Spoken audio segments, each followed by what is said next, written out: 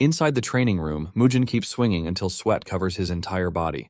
His siblings, Dojin and Soyeon, secretly come to check on him because they are worried he might destroy himself before the fight even begins. Soyeon even thinks he is pushing himself this hard because of the harsh words she said to him before, but Mujin just pats their heads and tells them not to worry. Then, while watching the kids copy his posture, something suddenly clicks in his mind. He realizes the secret of the Peerless Nine Swords is not just the swing. It is the breathing. The moment he starts using the breathing technique, his movement changes completely. His 100-kilo sword becomes lighter, his energy flows better, and he finally understands how movement arts work. Then, with one powerful swing, Mujin cuts down a statue. Mujin then decides to move to the training hall because the training room feels a bit cramped. The next day, the clan warriors still look at him like he is a joke, and that is when Mujin decides to show them that the useless madman they remember is already gone. Our MC Mujin fights the squad leader, Cheolboin, and he's playing with him like a kid, even dodging an attack in midair. This pisses Cheolboin off, and he demands that our MC fight him like a man. Mujin then drops down, picks up his 100-kilo sword like it's nothing. As they both lunge at each other, Mujin quickly pulls his sword back and strikes Cheolboin's blade so hard that it knocks his sword back. Taking this chance, he punches Cheolboin in the face so hard he almost flattens his nose and sends him crashing to the ground. The others are shocked because he was never this strong before. To understand why our MC can do this to a squad leader, let's go back to the beginning. Our MC, known as the Divine Demon, is a powerful swordsman who finds himself going up against 9 powerful sect leaders in a quest for vengeance. His amazing and terrifying sword skills allow him to match up to the sect leaders. He cuts them down with so much precision that they are all confused as to how he is doing it. Before they know it, they find themselves getting cut off one by one, leaving them to conclude that our MC is nothing but a monster. Even when those who were still standing managed to pin him down and push a sword through his heart, he pulled through and sent them all to the afterlife, ultimately stamping his name as the Divine Demon. Just when he is about to die, his life flashes before his very eyes, and he feels the sense of relief of having fulfilled his mission. Our MC remembers when he was getting jumped by 3 kids, since he was a troublemaker in the Murim. He was ultimately saved by his master, who trained him. But in the end, he lived by the sword, killing people left and right. He wonders if life is all about what he did, and in that moment, he remembers his late wife. The best moments of his life were the ones he spent with his wife, but they were later taken away from him. In tears, he wonders what the meaning of his life really is, and in the end, he closes his eyes in death. Suddenly he hears ranting all around him, and he assumes that he is in hell until he opens his eyes to see some annoying group standing in front of him and trash-talking him. Our MC is totally confused as he doesn't understand a thing about what is happening.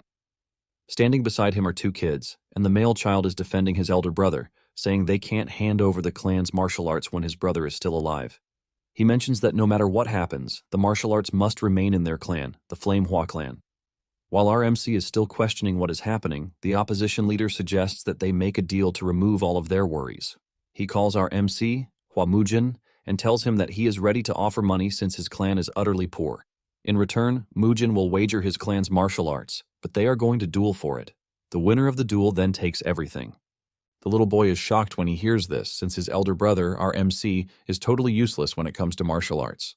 Our MC is tired of all the noise, and he is forced to ask the group who the hell is Mujin when he knows that he is entirely someone else.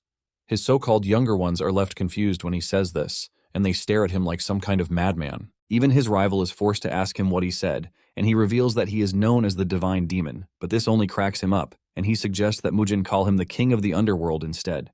Apparently, his annoying rival is Cheong Dobo, and he is the second son of the Cheonghwa merchant group. Mujin's siblings are pissed that his madness is already getting out of hand, which is why he is saying trash. Even the master of the Cheonghwa merchant group, Buchoyeon, makes fun of the clan, saying their clan is already done for, since the eldest son is in a bad mental state. Mujin remains silent as he tries to understand what is really happening. Since he is not saying anything, Dobo assumes that he has accepted the duel, and he informs him that the duel will be held at the Byung Pavilion next month. Dobo reminds Mujin that they made the deal under the martial arts code, and he is not allowed to break it because there will be consequences for it. After the group is gone, Mujin's supposed siblings turn to him, asking him what he plans to do since they have forced a duel on him. What makes it worse is that Mujin has not even swung a sword before. Mujin laughs out loud when he hears this, since he knows that swordsmanship is everything that he lives and breathes. He tries to aura farm by accessing his inner energy, but he suddenly realizes that it is gone, like totally gone with no ounce of it left. Frustration sets in when he also realizes that his body is very frail and weak. His sister bursts into tears, begging Mujin to come to his freaking senses. The little girl tells Mujin that he is trash, and he also calls him a fool for getting walked on by the merchant group. Her brother scolds her for trash-talking their brother and suggests that she apologize, but she refuses. She blames Mujin for their parents' deaths, and she runs off in tears after saying this. The little boy apologizes on his sister's behalf, saying she sometimes loses herself in anger, and after saying this, he also leaves. Mujin is utterly confused because he can't believe that even children now hate his guts and they call him a madman. Mujin is confused, and he knows that the last thing he remembers is cutting through the sect leaders without mercy. Mujin believes that he should have died peacefully, but he has suddenly found himself in a strange body. He crashes to the ground in frustration, wondering who the kids are. Just then, a weird dude, who happens to be his assistant, comes running over to him, asking him why he went outside with his frail body. He claims that he has been worried about him, but Mujin simply asks him who he is because he obviously doesn't know him.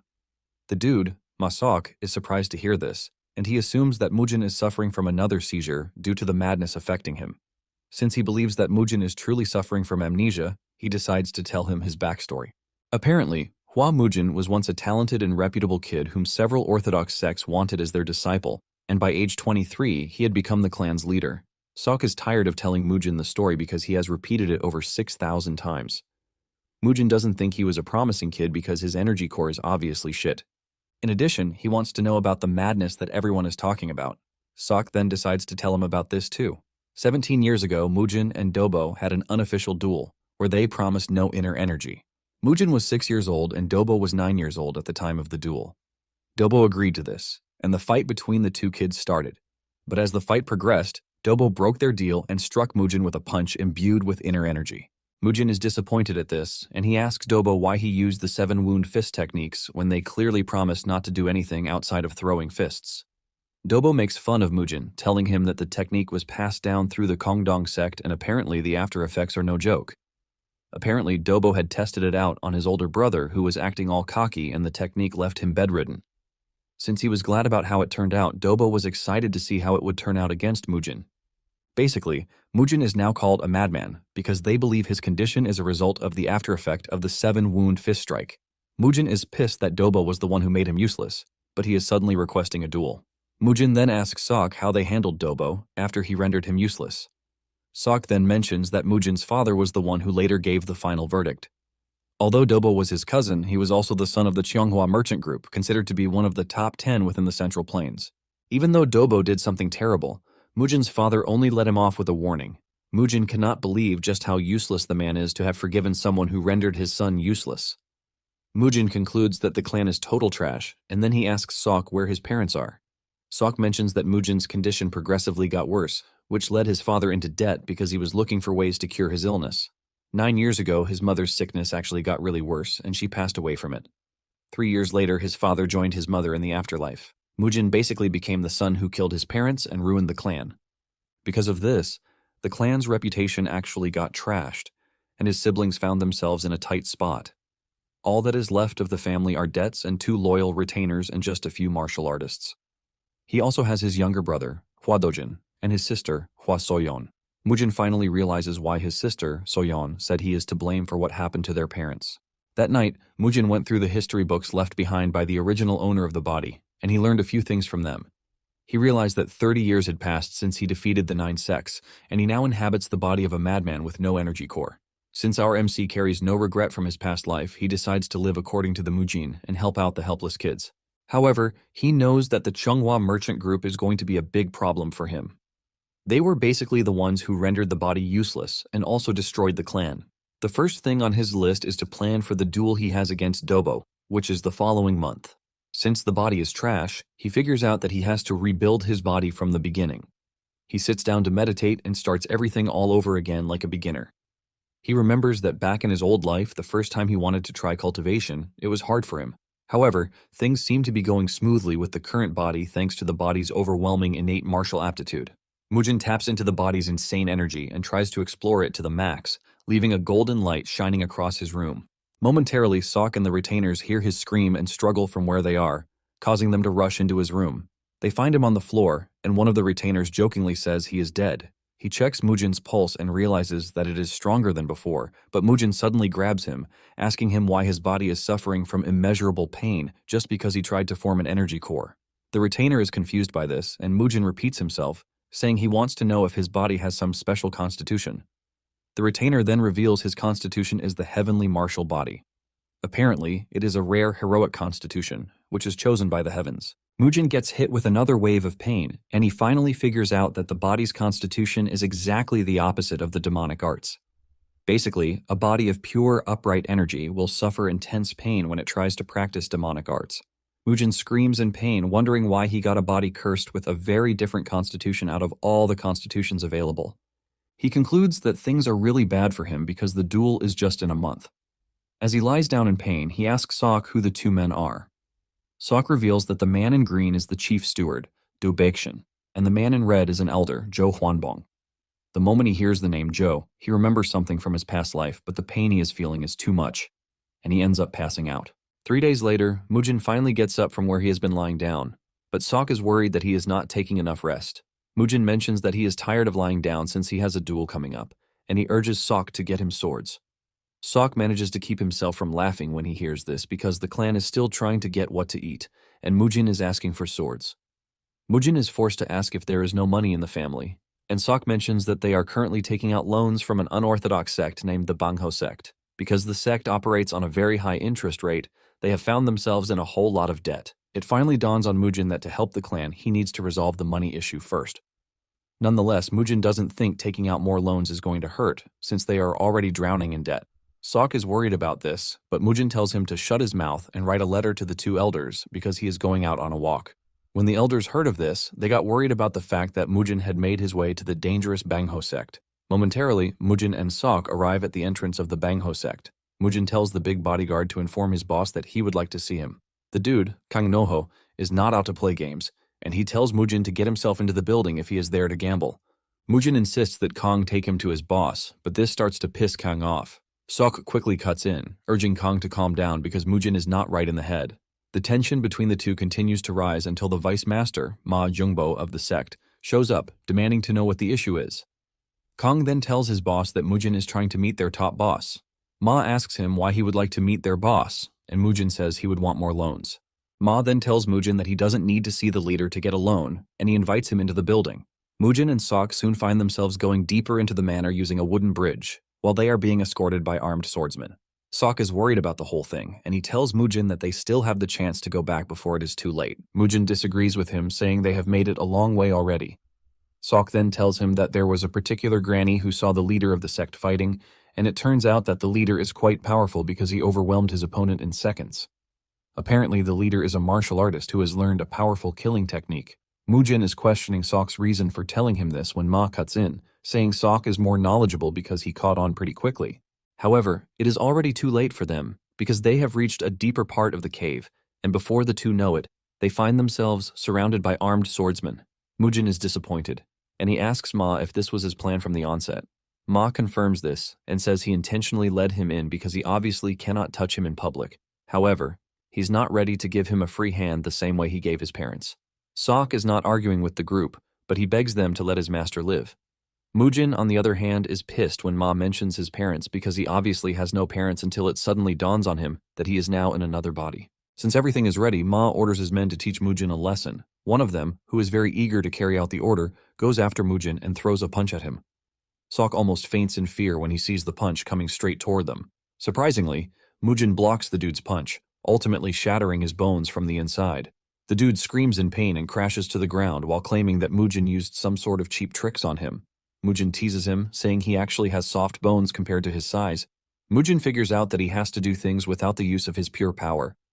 Ma is pissed that his men are wasting time, and he orders them to finish Mujin off. One of the swordsmen charges straight at him with his sword, but Mujin easily dodges the strike and figures out that he has to keep moving since he can't match the dude's power.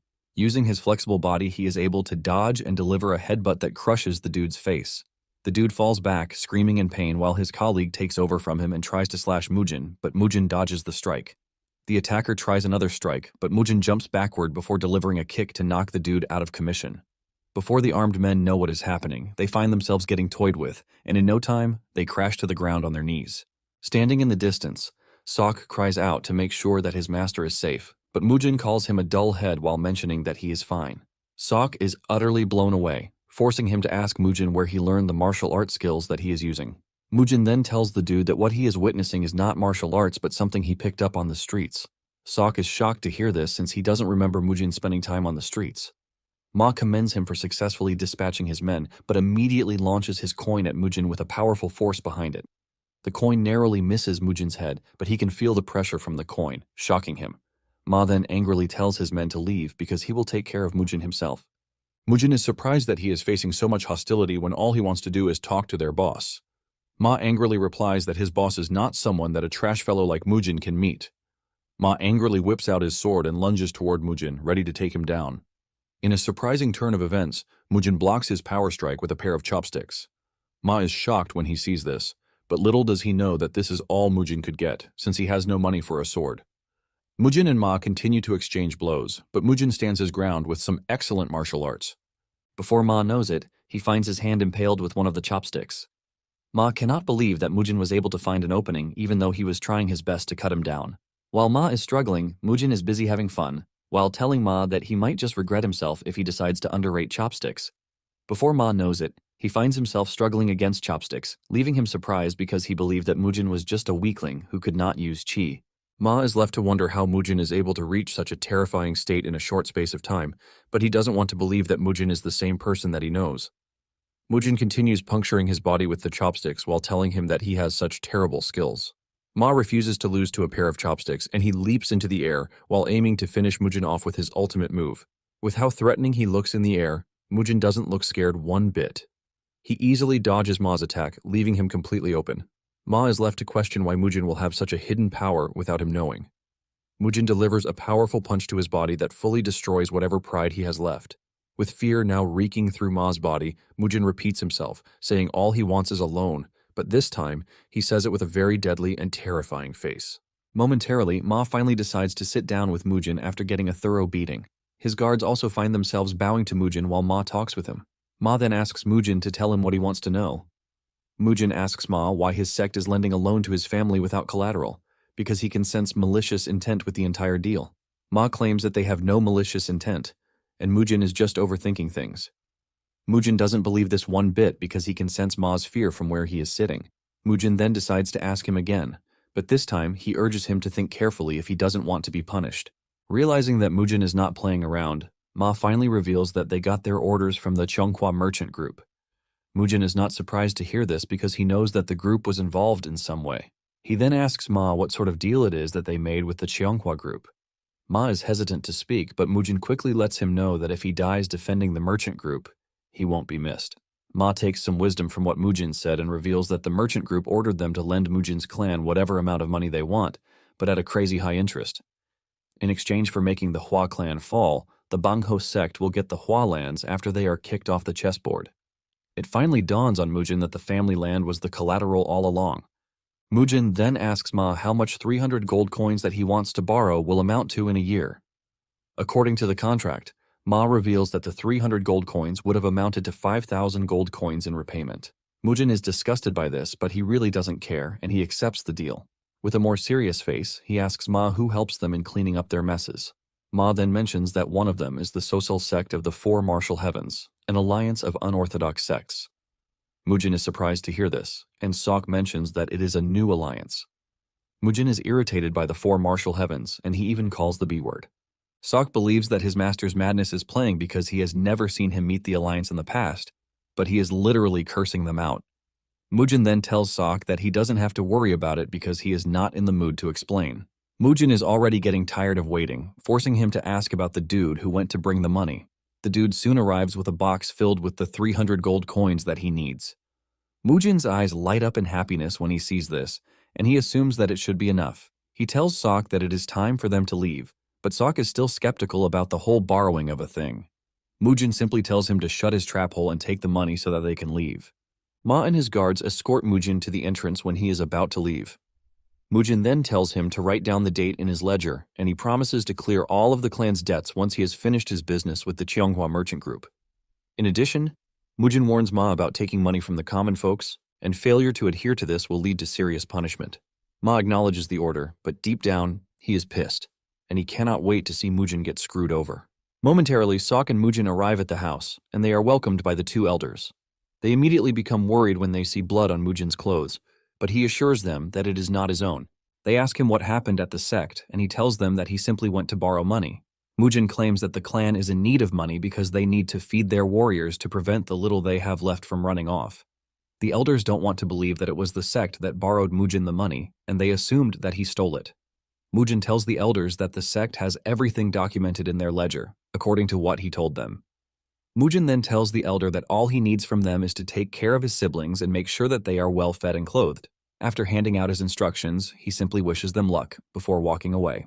Mujin then visits his parents' memorial room, but since he didn't have parents in his past life, he has no idea what to say. He finally opens his mouth to tell them that the money issue has been solved, and he also promises to take care of his siblings and servants, and by this, he urges his parents to rest in the afterlife. He also assures them that he is going to beat the brakes off of Dobo for challenging him to a duel. Unknown to him, he is being watched by Soyeon and Dojin, and the kids look absolutely impressed. Later on, Mujin ordered 3 swords that weigh 50 kilograms, 80 kilograms, and 110 kilograms respectively. The servants who brought in the swords almost broke their backs while doing so, but Mujin is just glad that his swords finally arrived. Sok is forced to ask him what he plans to do with such heavy-ass swords, and Mujin smiles, saying he plans to do what everyone else does with a sword, which is obviously swing it. Mujin excitedly reaches for the 50-kilogram sword and plans to start with it. However, his smile soon fades when he realizes that the sword is too heavy for him to lift. He concludes that the body is nothing but trash. However, he is not ready to give up. Nonetheless, he realizes that he can lift it a bit if he uses his 2 hands. Mujin can see Sok staring at him in disgust, and he urges him to get down to preparing his meal. He reminds him to add loads of meat to his food, and Sok dejectedly walks away in worry. Mujin sits with the sword, with the push that he has just 2 weeks to train his heart out before the duel. His body's constitution, which is the heavenly martial body, is the total opposite of the demonic arts that his master taught him. He figures out that the only solution he has is to learn the martial art of his master's friend, the Peerless 9 Swords. Refusing to give up, he starts swinging the sword by force inside the house. Meanwhile, Dobo has gotten the information that Mujin dealt with the Bungho boys so harshly that they will not be able to move for 2 weeks. Dobo is surprised to hear this since Mujin lacks an energy core to have pulled it off. Dobo smiles evilly while thinking of preparing something sinister ahead of the fight. Dobo is also excited to see what Mujin has hidden inside him when they finally go against each other in the duel. Momentarily, Mujin begins training his body in the hardest way possible. He figures out that he should be able to push the body to its limits since it's a body blessed by the heavens. While training, Sok is always preparing whatever it is that he needs. He believes that with the preparations, he will finally get the chance to start his training fully. He picks up the 50-kilo sword and starts swinging it around, while remembering what his old master told him. After trying out the first form, Mujin wastes no time graduating to the second form. He remembers what his master told him that no matter what weapon he faces, he is going to come out victorious. As the training progresses, he realizes that he is already getting overwhelmed, but he figures out that he has to endure it. In no time, he finds himself wielding the sword comfortably, and even leaping around the room as if the sword were not heavy. Momentarily, he moves over to the third form, while also trying his best to control his chi to become as powerful as it can. To help him with his training, he has a bunch of training items already prepared to simulate what a real battle will look like. His first opponent was a hardball, which he managed to dodge for some time before getting hit from behind. After this, he faces off against spiked bamboos, and by using the fourth form of the sword, he cuts down the bamboos. Apparently, his sword skill might look simple, but it is quite dangerous as it can cut through a whole load of things. Even with how much he tried, he was not able to hit logs flying at him with his fourth form, forcing him to graduate to the fifth form. This time, he slices them all with his powerful fifth form. With his sword's power, he is confident that nothing can stop him, and numbers are nothing. After moving past the logs, he faces off against candles placed in bamboo, and for this, he employs his sixth form. He swung his sword so hard that it blew out all of the candles at once. Once he overcomes this, he figures out that his next stop is outside the house, where he can use his seventh form. Using his powerful seventh form, he scales through yet again. In no time, he reaches the ninth form with the determination that there is nothing his sword cannot cut through. He finally reaches the peak stage for the sword, and Mujin crashes to the ground in relief. But at the same time, he is not entirely pissed because he can't replicate his final form from his old life.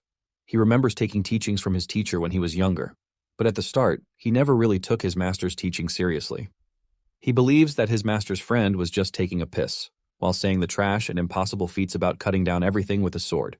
His master admits that it might sound crazy, but he is not willing to allow his friend's martial arts to die. Since he was not able to properly inherit it, he wants Mujin to do so on his behalf. His master let him know that his late friend was the only swordsman who could go head-to-head with his skills. To make it more interesting, he had no chi. But Mujin's master says there is the possibility that he was using movement arts. Because those in his sect couldn't properly learn it, he decided to teach Mujin's master in an attempt to pass it on to someone worthy of it. After hearing this, Mujin laughs out loud to mock the arts, but his master flicks him on the head so hard that it almost crushes his skull. He tells Mujin that he has to follow whatever instruction he gives him, and Mujin has no choice but to accept his master's wishes. His master told him that if he performed the sword art 1,000 times, his body would change. But if he performed it 100,000 times, his chi would begin to enter his sword. Basically, swinging it 1,000,000 times will make him invincible to even the most powerful swordsman. Mujin was blown away by this because it is going to take him 3 years to finish the cycle if he swings his sword 1,000 times a day. This leaves Mujin asking his master if his friend truly matched his skill, but he says he has no idea, but he is pretty sure that one of them would have died if they had gone all out. Because of this, Mujin became curious about what kind of man his master's friend was. Mujin finally wakes up from different resounding slaps from Sok.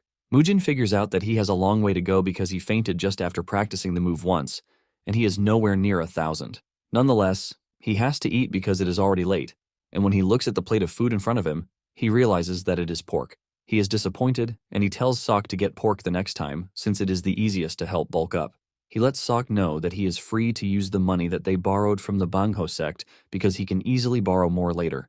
He tells Sok that his plan is to keep eating beef for the rest of the duration that he fights Dobo. Sok then asks Mujin when he learned the martial arts that he learned because he is pretty sure that Mujin didn't know martial arts before. Since Mujin has told his siblings already, he figures out that telling Sok is also not a bad idea. Mujin then reveals that he is not the real Mujin because his real identity is the divine demon. Sok assumes that Mujin is joking around and spewing some fantasy nonsense. Sok says he is only worried that Mujin is going to lose his memories and just disappear one day, but Mujin grabs him, assuring him that he is not going to leave the clan until it becomes the greatest clan in all of Sichuan. After all, Mujin has no choice since he has nothing else to do. Sok taunts his master, saying he is spewing trash, but this earns him a painful finger flick to the head. Once they are done talking, Mujin tells Sok that he is free to leave, and Sok does as told.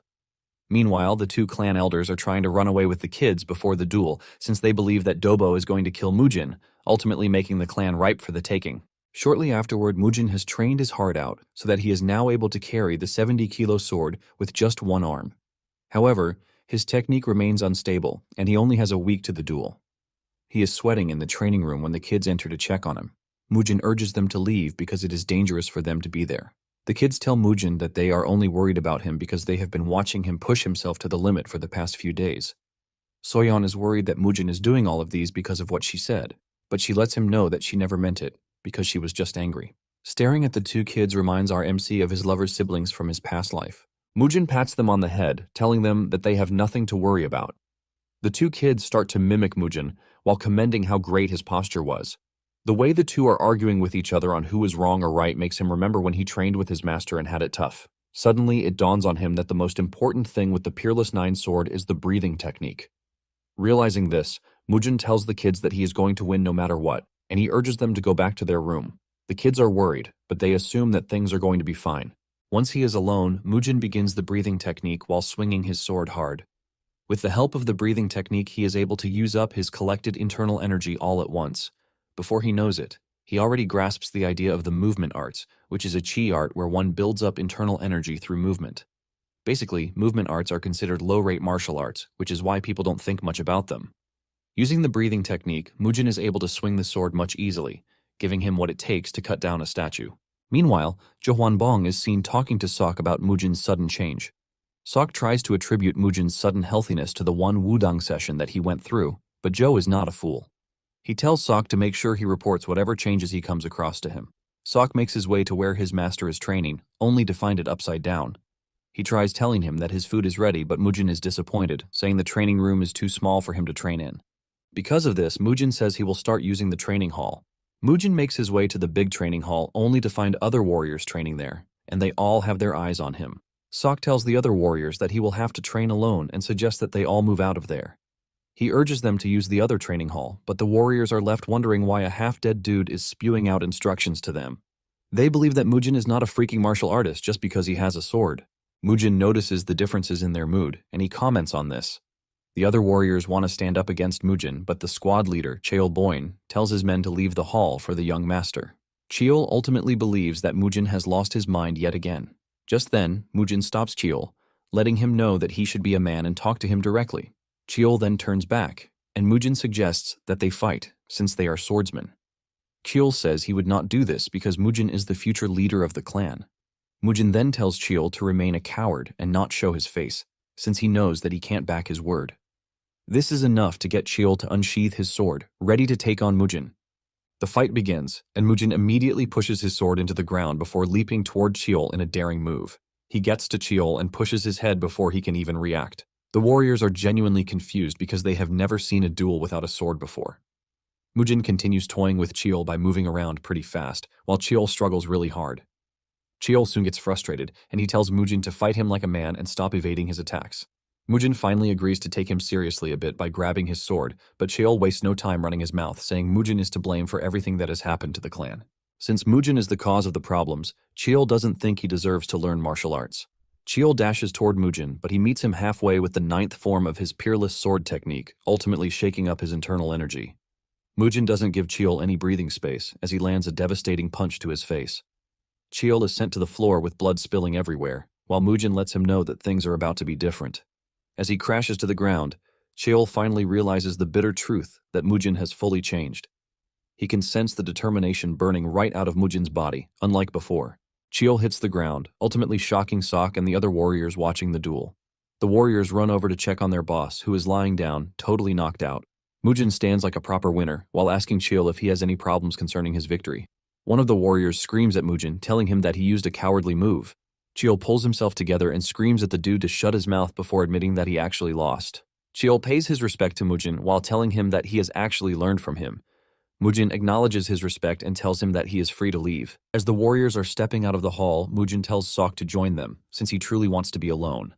The aggrieved warrior continues complaining, and he believes that Cheol went easy on Mujin, but he lets him know that he didn't because he was planning to leave him half dead. The dude doesn't want to believe this, but Cheol lets him know that he is dead serious. Cheol says he doesn't know the full story, but it is evident that their young master has exponentially improved. Sok, on the other hand, is also wondering when Mujin changed so much, but at the same time, he is thankful that he actually changed. That night, the two elders have a meeting concerning the upcoming duel. The two have been in the clan for over 36 years and have been loyal ever since then. They talk about how amazing the Flame Emperor was during his younger days. He was a competent young man who showed off martial arts in such a way that even the powerful Tang clan had to admit that he was one of a kind. Basically, the elders were mesmerized by his strength, and they both swore allegiance to him. Joe believes that they are trying to break the loyalty, but Do disagrees, saying they just need to resolve the bloodline problem. Do says they have been looking after Mujin for 17 years, but the clan has been in decline ever since then. The two believe that they have done enough, and there is no way the Flame Emperor is going to blame them once they reach the afterlife. Basically, they have gathered the money they need to relocate, and in addition to this, a few martial artists to help them out. Du then tells Joe that he should leave first, while he stays behind to look after Mujin some more. Apparently, the martial master of the Kongdong sect hired by the Cheonghua will be the witness for the duel. Joe is surprised to hear this, since it is all pointing toward cheating. The merchant group is basically an evil bunch of craps who will make sure that there is nothing left of the Hua clan. Du tells Joe to take the kids and wait for him at their promised location, even though it will be a huge shock to the kids. Later on, Mujin realizes that the amount of beef he is getting smaller, leaving him to ask Sok why this is. Sok then reveals that the steward is giving him little money, and even though Mujin is pissed about the whole thing, he leaves it aside to show Mujin his cool outfit. Sok crushes his beautiful imagination by telling him that he looks better when he was all bandaged up. When it is time to leave for the duel, Mujin runs into Do outside the house. Mujin initially thinks he is there to stop him, but he says no, revealing that he is actually there to follow him to the duel. Mujin figures out that Do is just worrying himself when all he plans to do is beat his rival to a pulp. With this, Sok and Do join Mujin on the way to the duel venue. At the arena, everywhere is bustling with a crowd who want to see the duel and those who are there to make bets. Because of the high odds placed on Mujin, most put their money on him. Momentarily, he arrives at the arena with lollipops in his mouth, and those who saw him believe he is a weakling and would even prefer to cancel their bets. When he steps into the arena, he meets Choyeon, who asks him if he really wants to go ahead with the duel. The spectators, hearing this, believe that Mujin was the one who requested the duel first despite his weakness, and they believe that his madness is running riot. Mujin is utterly pissed when he realizes that the group is already painting them as the bad guys, and he plans to punish them for this. Mujin confidently tells Choyeon that he is not going to sit around and let her steal the secret manual of his clan, which is precisely why he has to fight them. The spectators are shocked to hear this because they never expected a merchant group to go after a martial arts secret technique. Choyeon is totally confident about the way things are going, and she believes that Mujin will pay for trying to act cool. The fire is set and all preparations are ready for the duel. The host announces that the duel's witness will be Han Yigong of the Kongdong sect. Han is seen standing on the balcony, looking all cool and strong, ready to bear witness to his master's wishes. He tells Dobo and Mujin to both fight fairly in front of the watching crowd. Just then, Dobo makes a shocking revelation, telling Mujin that the martial outfit that he is currently wearing was sent personally by him as a commemoration of Mujin's return. Mujin smiles when he hears this, and he whips out his large sword, telling Dobo that he will have no choice but to return the remaining goods after the duel. The entire crowd is shocked to see this because they have never seen anyone engage in a duel with such a large sword. In addition to this, they all believed that the Flame Emperor is known for his bare-handed martial arts. Even Do is shocked, and he asks Sok if Mujin said anything unusual. Basically, the two initially suggested that Mujin run because they believe he has no way of defeating his opponent. However, Sok is starting to have some sort of belief in Mujin, saying he might have a chance, but Do's conviction is completely different. Once both sides are ready, the referee hits the bell to start the game. Enraged, Mujin goes after Dobo right off the bat. He swings his large sword at him, delivering a powerful and devastating attack. Dobo narrowly dodges the strike, but it destroys the ground that it hits. The spectators are blown away because they never expected Mujin to be that fast and exceptionally strong. What everyone believed was that Mujin had no martial arts capability, but he was moving in such a crazy manner. Even Dobo is utterly shocked since he was expecting a very easy duel. Mujin continues with his attack as he charges toward Dobo yet again. He continues swinging his sword at him, but Dobo manages to block his hit, and they stand toe-to-toe against each other. This leaves a clashing sound and a glorious sight for them to see. Choyeon is surprised that Mujin is actually staying in the fight more than she gave him credit for. However, she is convinced that no matter what training he has done, he is still nowhere near Dobo. Mujin continues swinging his big sword at Dobo, but he easily dodges it, thanks to his flexibility. As the fight progresses, Dobo manages to land a counterattack that sends Mujin backwards, and he swears he is going to leave Mujin in a worse position than before. He is confident that he has what it takes to break a man's will. Standing at the balcony, Do confesses that he is impressed by how Mujin is holding out in the fight. Sok then tells Do that with what he is looking at, Mujin has not even revealed his trump card yet. Do believes that Sok is saying trash, but Sok mentions that he secretly watched Mujin train on his own, and he assures Do that something more powerful is coming. As the fight progresses, Mujin figures out that his strength is currently on par with Dobo's, leaving him to question the training procedure. However, he is not worried because no matter how strong his opponent is, he will always win, and this time, he plans to kill Dobo. Meanwhile, Joe is transporting Mujin's siblings, and he has arrived at his destination with them sleeping. He remembers Do telling him that the reason he is not coming yet is because he would like to stay around and gather whatever remains of Mujin after Dobo kills him. Even though Joe doesn't know if what they are doing is right, at least they have started already. Back in the arena, the two are still going at each other. Mujin is not worried because he believes that Dobo is nothing but a rookie to him. The two continue to trade blows, and even though it appears that they are matched, some believe that Mujin actually has the upper hand. People have started talking trash about Mujin, saying he is not that impressive. Just then, Dobo launches a powerful attack that he aims straight at Mujin. Do and Sok almost faint as they watch the attack go straight for Mujin, and all they can do is pray that he actually dodges the attack. Realizing that Dobo is onto him, Mujin employs the Peerless Nine Swords first form, the preemptive step. Dobo lands his hit, but thanks to the technique that Mujin used, he is able to block it, leaving the crowd in shock. Even Dobo is shocked, and he is forced to move backwards. Realizing that Mujin is going crazy, Dobo gathers his inner energy in preparation for a final strike. However, Mujin makes fun of him, saying his inner energy gathering is too slow. Mujin then activates his technique's second form, and he dashes toward Dobo with so much malice. Dobo can feel this, and all he can do is block Mujin's attack in a struggle, leaving him totally confused as he cannot believe that he is losing to Mujin. Dobo puts all of his strength into blocking Mujin's attack, but before he knows it, his sword shatters right in front of him. Mujin's sword passes through, slashing Dobo really hard. Dobo is thrown to the ground while Choyeon screams in frustration, calling out Dobo's name. Dobo lies there in a pool of his own blood with his right arm missing, and Mujin automatically wins the duel. Mujin then walks over to Dobo's arm and says he will be taking it with him as payment for the 17 years of grudge. Choyeon is shocked to hear this, and Mujin says that the merchant group might actually find a way to reattach his arm. Han leaps off from where he is watching to check on Dobo. Choyeon also rushes at them, and Han mentions that Dobo's energy core has also been destroyed. Han stares at Mujin, asking him if he really had to go that far.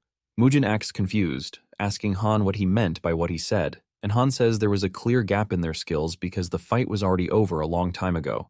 Mujin then replies that since he has a big mouth, he also has a lot to say. Mujin then asks if it was really necessary to use the 7-wound fist strike on the head of a 5-year-old child with no martial arts skill.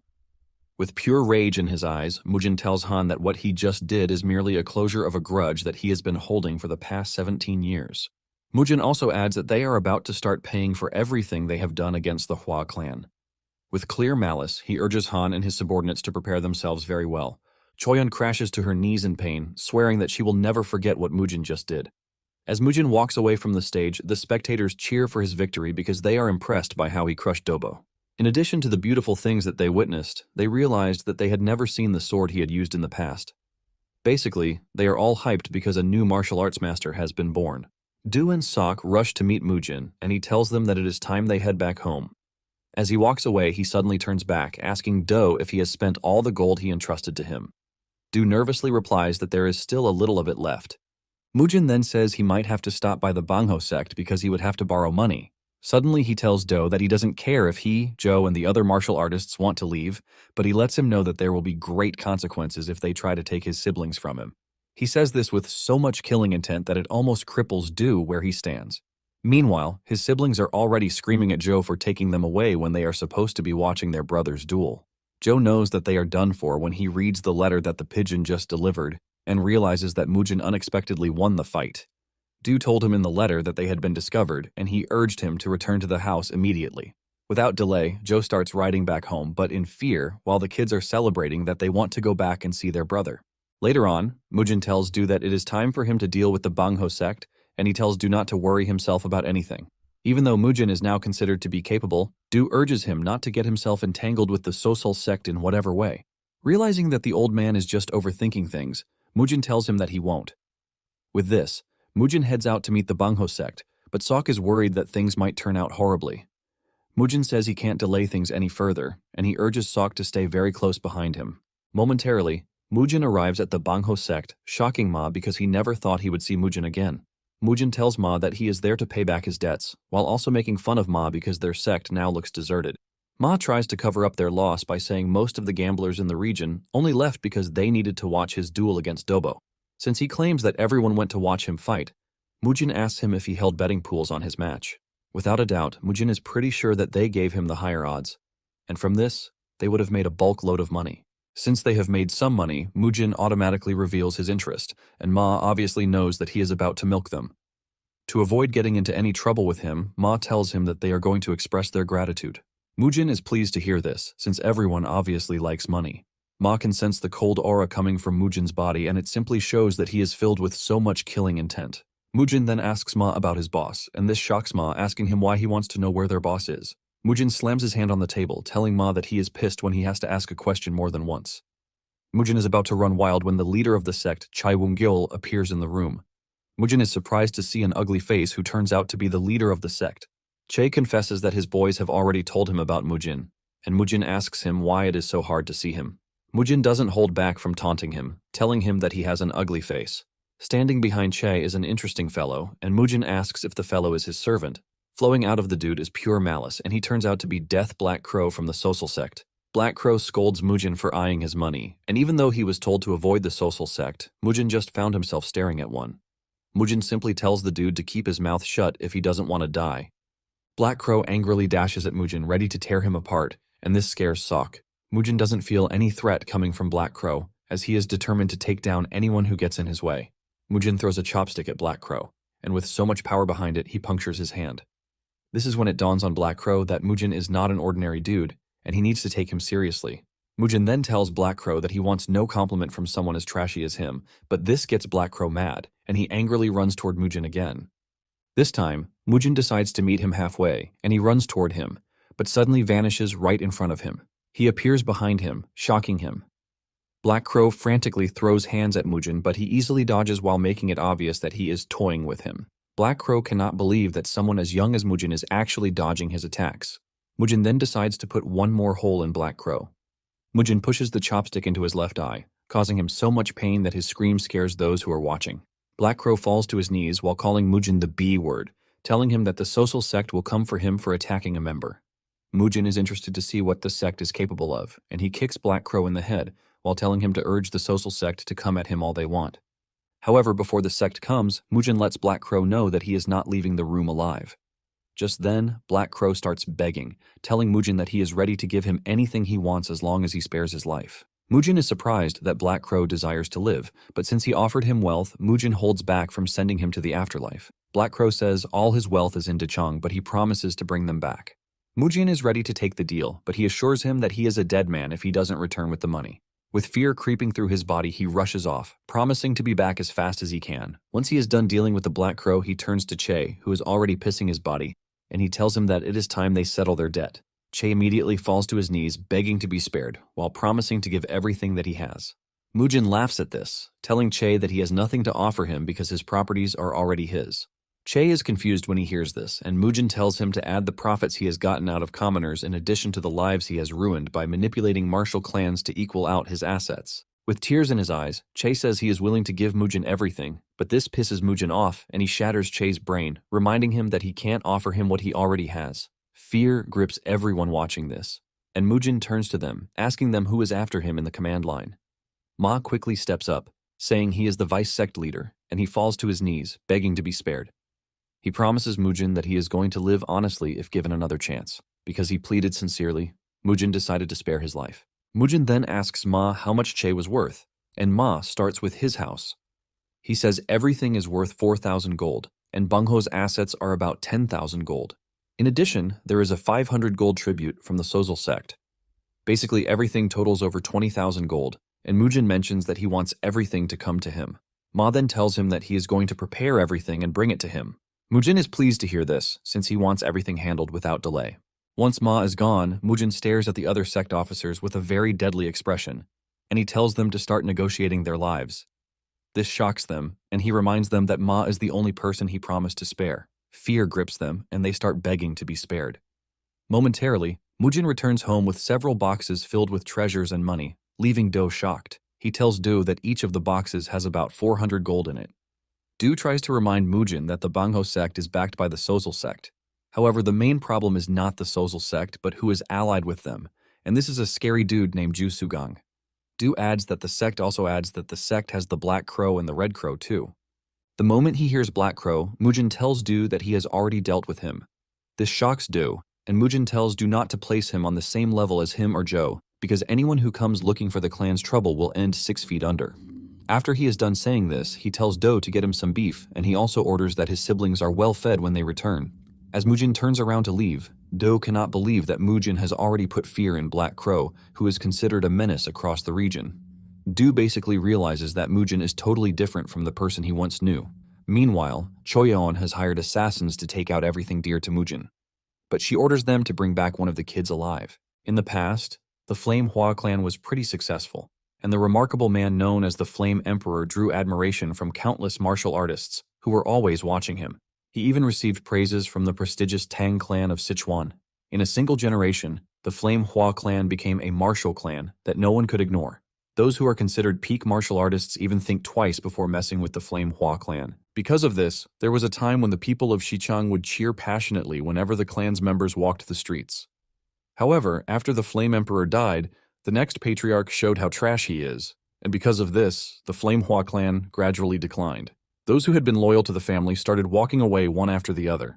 With this, the image of the emperor who once ruled his world became split among those who remember him and those who don't. But the one thing that remains is that he is an extraordinary man. Because of the immense aura that Mujin has when walking, the elders start comparing him to the late emperor. Soon afterward, wounded warriors show up to tell Du that they have been ambushed by assassins, and Elder Joe and a bunch of warriors are the only ones fighting the assassins. The moment Do hears this, he realizes that the two young ones are in danger, and he tells the warriors to notify Mujin immediately while he goes ahead of him. In the forest, Joe finds himself standing up against the assassins, since the warriors with him have been taken down. Even in the face of immense danger, he stands strong with all readiness to protect the kids. Just as he is about to be overwhelmed, Do shows up just in time to lend him a helping hand. This pisses the assassins off because they had almost accomplished their mission before Do showed up. The assassin leader screams at his men, telling them to take down the two, and another round of fierce battle ensues. Do manages to exchange a few blows with the assassins, but old age soon catches up to him and the assassins get the upper hand. Before he knows it, he gets cut on the shoulder, forcing him backwards. One of the assassins then makes Do his mission, and he tells his comrades to kill one of the kids. He pushes Do backward, forcing him to stay on the defense, but Do refuses to back down. Moments later, Do gets cut really badly, and he screams out in pain. Do crashes to the ground with no way to defend himself or the kids. Since Do is out of the equation, the assassins focus their attention on the kids, asking which of them they are going to kill or spare. Even though Dojin can't do anything to help, he still stands his ground to defend his sister, and the assassins decide that he will be the one to die. Just as they are about to cut Dojin down, Mujin's voice echoes through the forest, telling them to stop right where they are. He looks absolutely menacing as he dashes toward them at a great speed, but the assassins don't look scared since Mujin was previously known as trash. The assassin leader then tells his men to kill Mujin since he has decided to get in their way. One of the assassins dashes toward Mujin, but Mujin uses him as the first target for his rage. He shatters the dude's sword with little to no effort before launching a vertical strike that cuts the dude in half. Without wasting time, he moves past the dude and heads for the rest of the assassins. The moment they see how crazy he is, the leader of the assassins orders his men to come together and take Mujin down at once. The group quickly gangs up on him, but before they can reach him, Mujin activates the Peerless Nine Swords' fifth form, called the Army Slayer technique, and he slices through all of them like tissue. One of them tries to get the edge on Mujin, but he easily dodges before relieving the dude of his head. This is when it finally dawns on the surviving assassin that they are going up against a monster. Before he can even make another move, his right arm has left his body and he screams in pain. Mujin then tells him not to make another move if he still wants to remain among the living. Mujin turns around to see Joe helping Do up, and Dojin is covering his sister's eyes so she doesn't see the carnage going on in front of them. Dojin assures his sister that they have nothing to fear because Mujin has shown up and has beaten up all the bad guys. Mujin walks up to the two and he asks them if they are okay. Dojin assures him that they are good, and Mujin suggests that they must have been scared. But Dojin tells him that he is not, claiming that he is the son of a martial master. Mujin is relieved to hear this, and he pats the boy on the head for his bravery. He then tells Elder Joe to take the wounded warriors and his siblings back to the estate. The moment the group leaves, Mujin turns his attention to the last assassin, telling him to keep his mouth shut about his chopped-off arm. Mujin then asks him if he was sent by the Chonghua merchant group. The dude hesitates before answering, and Mujin tells him that he might spare his life if he answers honestly. The assassin gets curious when he hears this, and he quickly reveals that Choyon hired them through the Death Forest faction. After telling Mujin what he knows, he asks him if he is going to let him just like he said. Mujin then tells him to run back to Choyon to tell her that he has wiped out the group she sent after his siblings, and to let her know that he is coming for her head next. Later on, everyone has their eyes on Mujin as he walks through the street with his body soaked in blood. Those who have been looking down on him in the past couldn't do that again, since they can't risk becoming one of his victims. The people are curious to know if the prodigy that they knew when he was a kid is finally back. After making sure he has farmed enough aura on the street, Mujin finally returns home and Masak comes running over to welcome him, but Mujin pushes his head aside. He asks Masak if the wounded warriors are all in the medicine hall, and he says yes. Masak reveals that Dojin and his sister are also resting in their chambers to regain their strength. Mujin is glad to hear this, and he tells Masak to prepare a bath for him. Moments later, Mujin soaks himself in the nice bath prepared for him by Mujin. While taking his bath, he thinks of his siblings and his desire to keep them away from seeing the bad in the world. Even though they are children from a martial clan, Mujin doesn't think it is right for them to be exposed to cruelty at a young age. However, at the same time, he is worried that he is projecting his past fear onto them. The next day at the medicine hall, Mujin walks up to Elder Joe to ask him about the Red Flame art manual. Joe is shocked when he hears this, and Mujin asks him why he is startled. Joe asks him why he is asking for the manual, and Mujin realizes that Joe is worried that he is going to relapse and tear things apart. Joe subtly replies that this is not his reason, and Mujin basically tells him that he is planning to train on his own, since Joe is currently out of commission. Mujin can also see that Joe is doubting his ability, but Joe denies this.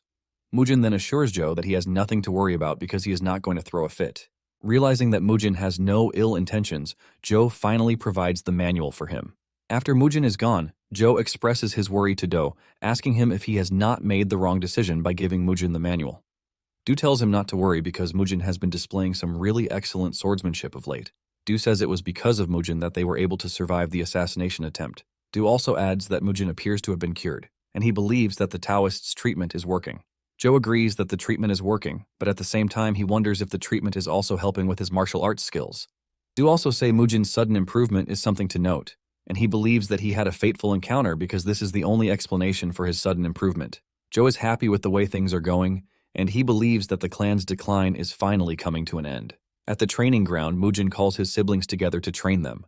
Mujin explains the concept of the whole training to them, telling them that they are expected to move very fluidly. He mentions that it is a fundamental movement technique that he created himself based on the countless real combat experiences. The two are impressed when they hear this, and Soyeon cuts in, expressing her shock, since Elder Joe claimed that Mujin has no real combat experience. Dojin cannot believe that his sister is basically saying things as they are. Mujin then suggests that they move past the boring talks, and he tells the two to come at him with the basic fist technique that they have learned. The two take their pose, and they come after Mujin at the same time, but their movements leave Mujin ultimately disappointed. The display from the two made Mujin wonder if the two were truly from a martial clan. He realizes that the two lack the basic movement to even be considered martial arts. Frustrated by the poor showing that they are displaying, he tells them to stop. He says they need to stop training for the day because his head hurts. The two are surprised that he is claiming he has a headache when they didn't even touch his head. Mujin then lies that the two are more skilled than he thought.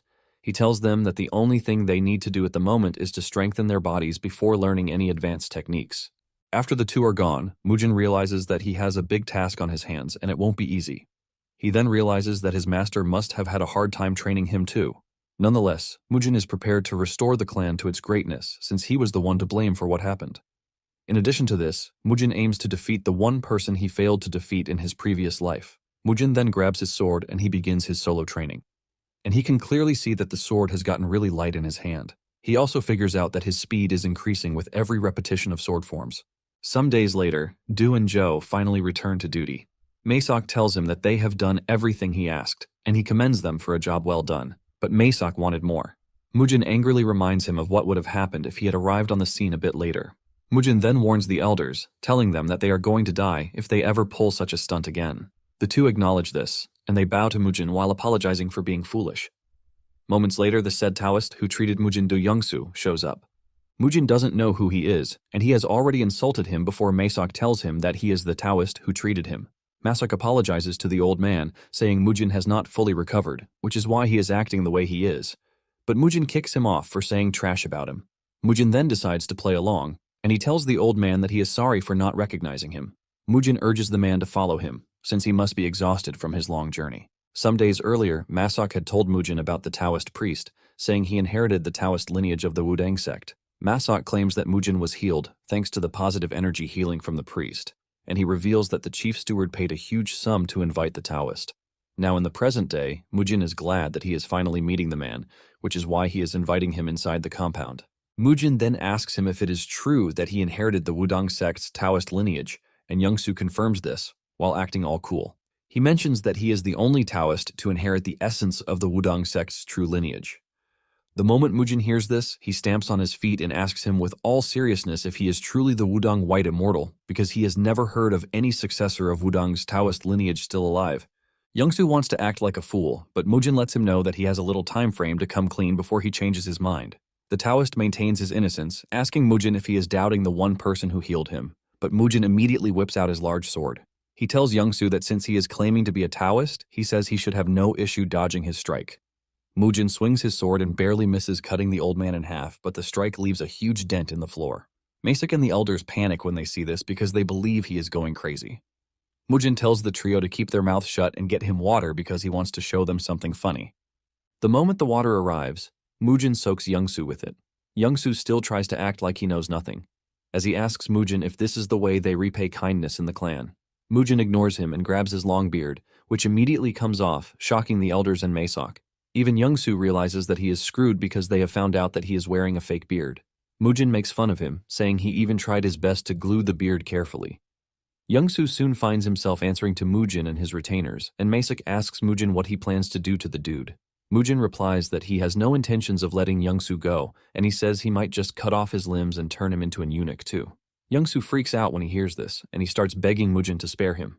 Mujin assures him that he has no intention of killing him because if he does, there is no way for him to get his money back. Mujin says he just wants to cut off his limbs, but Youngsu begs in fear, telling Mujin to leave his body parts intact. Youngsu promises to return all the money that he swindled.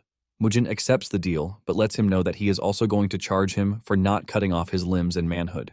Scared for his limbs, Youngsu tells Mujin that he is ready to pay back any amount as long as Mujin leaves him whole. Mujin then asks Do how much the dude collected from him, and Do reveals that he paid him 50 gold nyang. Mujin hears this and expresses his disappointment about how gullible Do is to have fallen for Youngsu's scam. In his defense, Do says he heard that Youngsu was a great healer. Mujin then turns to Youngsu, telling him that the first thing he's going to do is pay back the 50 gold. Youngsu reveals his intention to pay back the money, but claims that the money is back at his residence in Jinyang. Without hesitation, Mujin tells him to lead the way to Jinyang, which is 4 hours away. Do and Joe ask if they should come along, but Mujin tells them that there is no need for this since they are still recovering. He urges them to stay at home and make sure that there is no trouble. As he leaves with Youngsu, Do senses Joe's worry, and he urges him to trust the dude on the matter because he is no longer the man he used to be. Moments later, they get to where Youngsu's carriage is waiting, and Mujin is shocked to see the type of luxurious carriage that the dude is riding. This basically shows how well his scamming business is going. Mujin is even more blown away when he steps into the carriage and sees just how decorated it is. The inside is lined with cotton and finished with leather, and Youngsu says it is perfectly done because he travels a lot, so comfort is a necessity. Mujin smirks, saying Youngsu has a strong work ethic for someone who is a cook, and he asks him why he is not doing honest work, since he is a professional. Youngsu bows his head to Mujin, assuring him that he is going to embark on something legit from that moment forward. Mujin then lies down comfortably, telling the old dude that he needs to sleep. He suggests that he wake him when they have arrived at their destination. Youngsu acknowledges the order and assures Mujin that he will wake him the moment they arrive. Deep down, Youngsu holds ill intent toward Mujin, and he can't wait to show him what happens when someone wrongs him. The carriage soon departs, and after some hours of traveling, they arrive in a very silent and secluded area of the forest. Youngsu steps out of the carriage to meet an acquaintance, who appears to be a bandit. He tells the dude that Mujin is fast asleep inside the carriage. He tells the bandit to drag him out and make an example of him. The big guy is excited to do this because he doesn't know why someone would mess with the business of a Taoist. The big guy walks into the carriage and sends a punch in Mujin's way. Just as his punch is about to land, Mujin turns around to block the punch with his sword.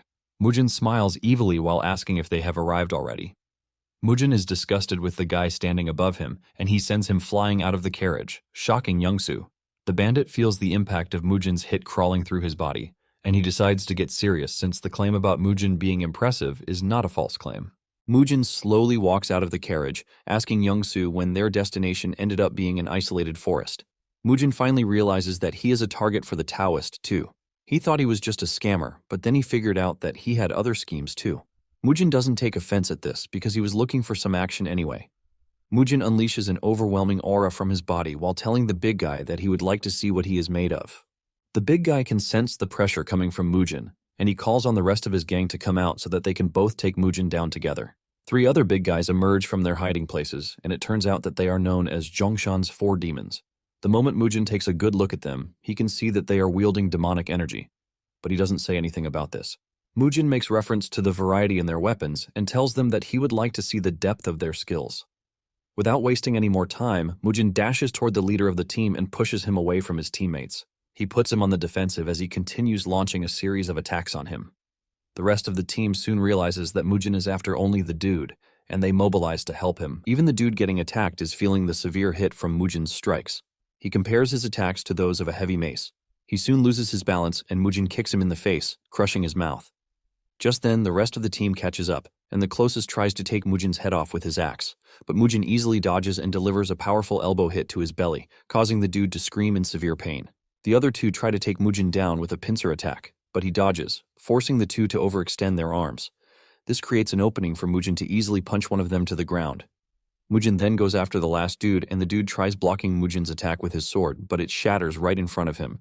Mujin's sword almost cuts the dude in half, but Mujin holds back. The dude's life flashes before his eyes, and while he is still trembling from this, Mujin sends him flying with a powerful kick to the chest. With this, Mujin takes the 4 down, and he has them on their knees, struggling to breathe. During the fight, he has confirmed that they are using demonic arts, But this leaves him wondering how there are demonic arts in the Central Plains. Mujin considers them his juniors, and he doesn't want to kill his juniors. He is contemplating on what to do when the leader of the team screams out, telling Mujin that they are conceding defeat. He begs Mujin to spare them, and this is when Youngsu realizes that he is screwed because Mujin was able to easily defeat Zhongshan's 4 demons. The leader of the team admits that they already figured out that Mujin was way above them after the first few moves. Mujin then asks him why they kept messing around when they already knew this. Mujin assures the dudes that he will spare them, but he is going to destroy their energy cores and sever their meridians. The moment they hear this, the team leader goes on his knees and begs Mujin not to ruin their lives as martial artists because they only did what they were told. Mujin then tells the dude to stop whining because they are already old as it is. Mujin demands to know who they learned from, and the dude initially acts confused until Mujin tells him that he would like to know his master. Mujin mentions that he can clearly see that they are using demonic energy, even if it is pathetic. Mujin is curious to know who taught them demonic arts, and the team leader reveals that they don't know his name. Mujin is pissed when he hears this because he can't believe that they are a bunch of useless disciples who don't know their master's name. The team leader then confesses that their master never told them his name, and he also adds that they shouldn't look for his other disciples. Mujin replies that they should have just put their heads down and learned trash martial arts instead of engaging in banditry. The team leader quickly corrects Mujin's misconception, saying that they are not thieves. He mentions that they only helped with their brother's business on the side. Mujin is surprised when he hears this, and he scolds them for helping him even though they know what Youngsu's business is. This is when the team leader reveals that they believed he was in the business of saving lives. Mujin decides to let them go, and he tells them to stop being lackeys for Youngsu. He threatens to kill them if he ever sees them do bad things again. The team leader thanks Mujin for having mercy on them, and Mujin turns to Youngsu, telling him that the amount of the bill he is going to pay has just increased. In fact, he is going to pay for messing with his mental health, and this leaves Youngsu totally horrified. After the carriage leaves, the 4 brothers suddenly awaken to the fact that Mujin is someone worthy of being their master. The 4 then chase down the carriage and they get it to stop. Mujin is wondering why the carriage stopped until he steps out to find the 4 bowing to him and calling him boss. The 4 tell him that they are pledging their loyalty with the assurance that they are going to serve him until they die. They beg Mujin to take them in, but Mujin believes that the 4 are suffering from being beaten up by him. He tries to discard them, but the 4 roar even louder, demanding that he take care of them while revealing that they are still quite young. This comes as a surprise to Mujin, who thinks the 4 are old dudes since they all have ugly faces. Mujin maintains the fact that the 4 cannot be younger than him, who is 23 years old. He asks them if they suffered an energy deviation or something. The leader of the 4 is surprised by this because they expect Mujin to just believe that they are young. Mujin adds that he is surprised that demonic arts users manage to become warriors of the ruined households of the Orthodox sect because it actually makes no logical sense. The eldest of the 4, Cheolmuk, who is 21 years old, then tells Mujin that his master always said that being a demonic arts user is a way of living, not a faction or affiliation. Also staring at Mujin is the youngest of them, who is 18 years old, Nosak. Mujin agrees to Cheol's take, but wonders what sort of Orthodox family would accept demonic arts users because they might just get dragged into scandals. The second brother, Dongjiok, who is 20 years old, cuts in, telling Mujin that no one would dare to say such a thing because they are just going to bash their heads. The third brother, Jungtai, who is 19 years old, agrees to this too. Mujin then tells them that they must follow all of his instructions if they want to serve in a household, and the 4 shout in unison, telling him that they are going to devote themselves. Tired of their screams and all, Mujin has no choice but to tell the brothers that they are now warriors of the Flamehua clan. Soon afterward, they arrive at Youngsu's large mansion, and he invites them into the house. His servants are surprised to see him with strange faces, and they ask him what happened. But Youngsu instructs his servants to prepare food in the annex. However, Mujin tells him to forget about the food because they need to go to the treasure room immediately. Youngsu agrees and starts leading them to the treasure room while his servants almost crap their pants thanks to the scary presence of the 4 demons. Mujin is also surprised that Youngsu has been living so well thanks to the money he has swindled over the years. Just then, they run into a warrior, Sojin. Sojin asks Youngsu if there is any problem, but Youngsu rushes over to tell him that there is no problem. He urges him to go back into the house, but Sojin insists that Youngsu tell him whatever is wrong with him. Mujin then cuts in, asking Sojin why he keeps sticking his neck into other people's business when they already told him to leave. Mujin mentions that he can clearly see that he is Youngsu's guest, so he should stay away from the entire situation because guests are not supposed to meddle in household affairs. Sojin insults Mujin, saying he has a big mouth, and Cheolmuk wants to jump in to deal with Sojin, but Youngsu urges him to stand down because it is all a misunderstanding. Youngsu tells Sojin to stand down, and he decides to introduce Mujin and the four to Sojin, telling him that they are his guests. Instead of just staying back, Sojin decides to be even more rude when he finds out that Mujin is the master of the Flamehua clan. Mujin ignores him, telling him to move aside whenever he is done talking trash. Mujin is about to walk past him when Sojin tells Mujin that he should be ashamed of himself for running around with demonic users while terrorizing commoners. He then adds that Mujin's grandfather would be weeping in his grave as it stands, and he still doesn't stop there. He proceeds to call Mujin a pathetic trash too. Even Youngsu screams at Sojin for going too far, but Sojin assures Youngsu that he is a pro and would never lose to a scum like Mujin. Just then, one of the brothers whips out his weapon as he steps up to deal with Sojin, urging Mujin to give him permission. Mujin then tells him not to worry because he is going to handle the situation himself. He leaps into the plain arena, urging Sojin to join him, and Sojin excitedly does so. Sojin dashes toward Mujin with the intention of impaling him, but Mujin blocks the attack with his large sword. He commends his sword style, but tells him that he lacks strength. Mujin continues to play around with Sojin, and in no time, Sojin starts feeling the strong vibrations rocking his sword. The four demons see this, and they know it is over for the dude because he is already backed into a corner by Mujin. They mention that his sword is about to break, and if his sword doesn't break, his skull is going to break. Just as predicted, Sojin's sword shatters, and Mujin smiles evilly before sending the dude into the wall. The four demons are not surprised by this, and Mujin tells one of them to throw his iron club to him. Since the dude tells Mujin that his grandfather is going to cry in his grave, Mujin tells him that he is going to make sure that he sends him to his grandfather. Mujin starts beating the dude so hard that his cries rock the entire house. The four are impressed at how Mujin is beating the dude like a baby. Youngsu panics when he realizes that Sojin is about to die, and he rushes over to meet Mujin, telling him to spare him, assuring Mujin that he is going to pay for his life. Youngsu mentions that Sojin has ties with the unorthodox martial heavens, and it would be bad if they allowed someone like the dude to die in his house. Youngsu assures Mujin that he is going to pay for Sojin's life, no matter how much it costs. Mujin smiles when he hears this, saying he thought Youngsu was putting his hope in Sojin. Moments later, they make their way into the treasure room, and Mujin comments on how rich Youngsu is. Mujin wastes no time, and he suggests that they start calculating everything. He starts with the four demons, saying each of their lives costs 500 gold coins. Youngsu cannot believe his ears, because Mujin just agreed to accept the four into the clan, but he is still supposed to pay for their lives. Mujin then continues by telling Youngsu that the compensation for his limbs is 200 gold, while his life is worth 300 gold. Mujin then tells Youngsu that Sojin's life is worth 1,000 gold because he was very rude. Lastly, Mujin tells Youngsu that he is going to pay for his psychological damage, which is 3,000 gold. After he is done calculating, Mujin just tells the dude that he wants everything he has. He asks him if there is any objection to this, but Youngsu says no with tears running down his cheeks because Mujin is worse than even bandits. In no time, the four start packing up all the money in the room, and Mujin spots a folding screen standing in the corner. He notices a strange aura coming from the screen, and Youngsu notices that Mujin is staring at the screen. Youngsu asks him if he likes the screen, but Mujin replies that he is not sure. Youngsu then mentions that the folding screen is the work of a man named Master Jang Sosan. Surprisingly, Youngsu tells Mujin that he is free to take the screen if he wants. Without hesitation, Mujin agrees to take it, and Youngsu cannot believe just how greedy Mujin is. Once they are done loading the treasure into Youngsu's carriage, Mujin tells him that he will be taking the carriage because he surely does not need it again. Youngsu has no objection to this, and he tells Mujin that he can take it. With this, Mujin and the four demons ride away, while Mujin tells Youngsu to make sure he lives a righteous life. Mujin lets him know that he is going to see him again another time, but Youngsu prays that they don't see each other again because he has basically robbed him of everything he has.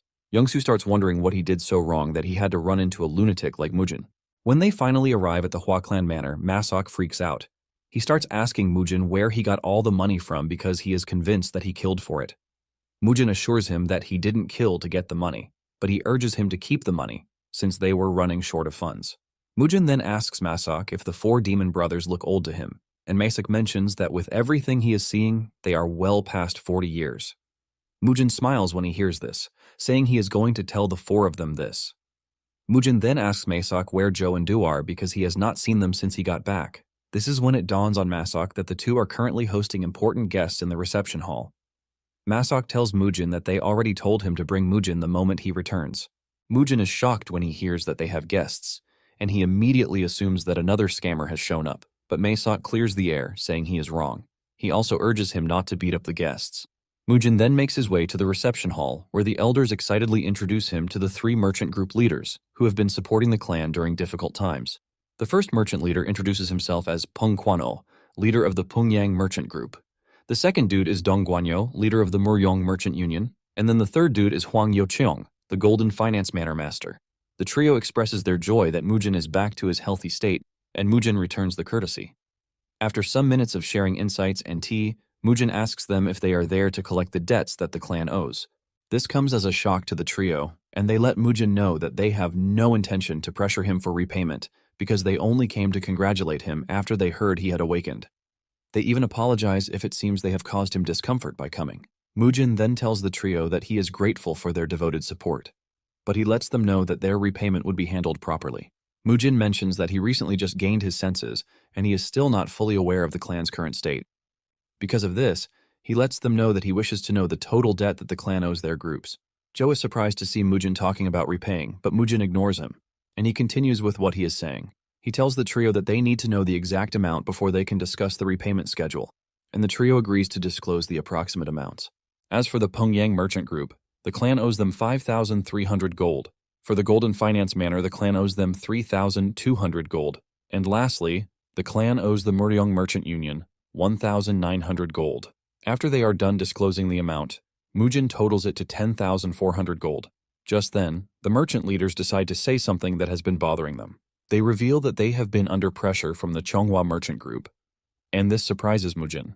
The trio reveals that the Chonghua Group has been using their massive financial power to make things hard for them because they are stressing out the Hua clan for the debts they owe. In fact, the Chonghua Group has monopolized all their trading goods and cut off all the merchant groups that were dealing with them before. They even went to the most shameless part by stealing their branch managers. The trio is forced to admit that they no longer have the strength to endure the suffering. Apparently, they are being pressured to submit the rights to debt, which is why they had no choice but to speak up. Mujin then replies that he is thankful for all of their help so far because they were the only ones who stood by the clan while it was falling apart.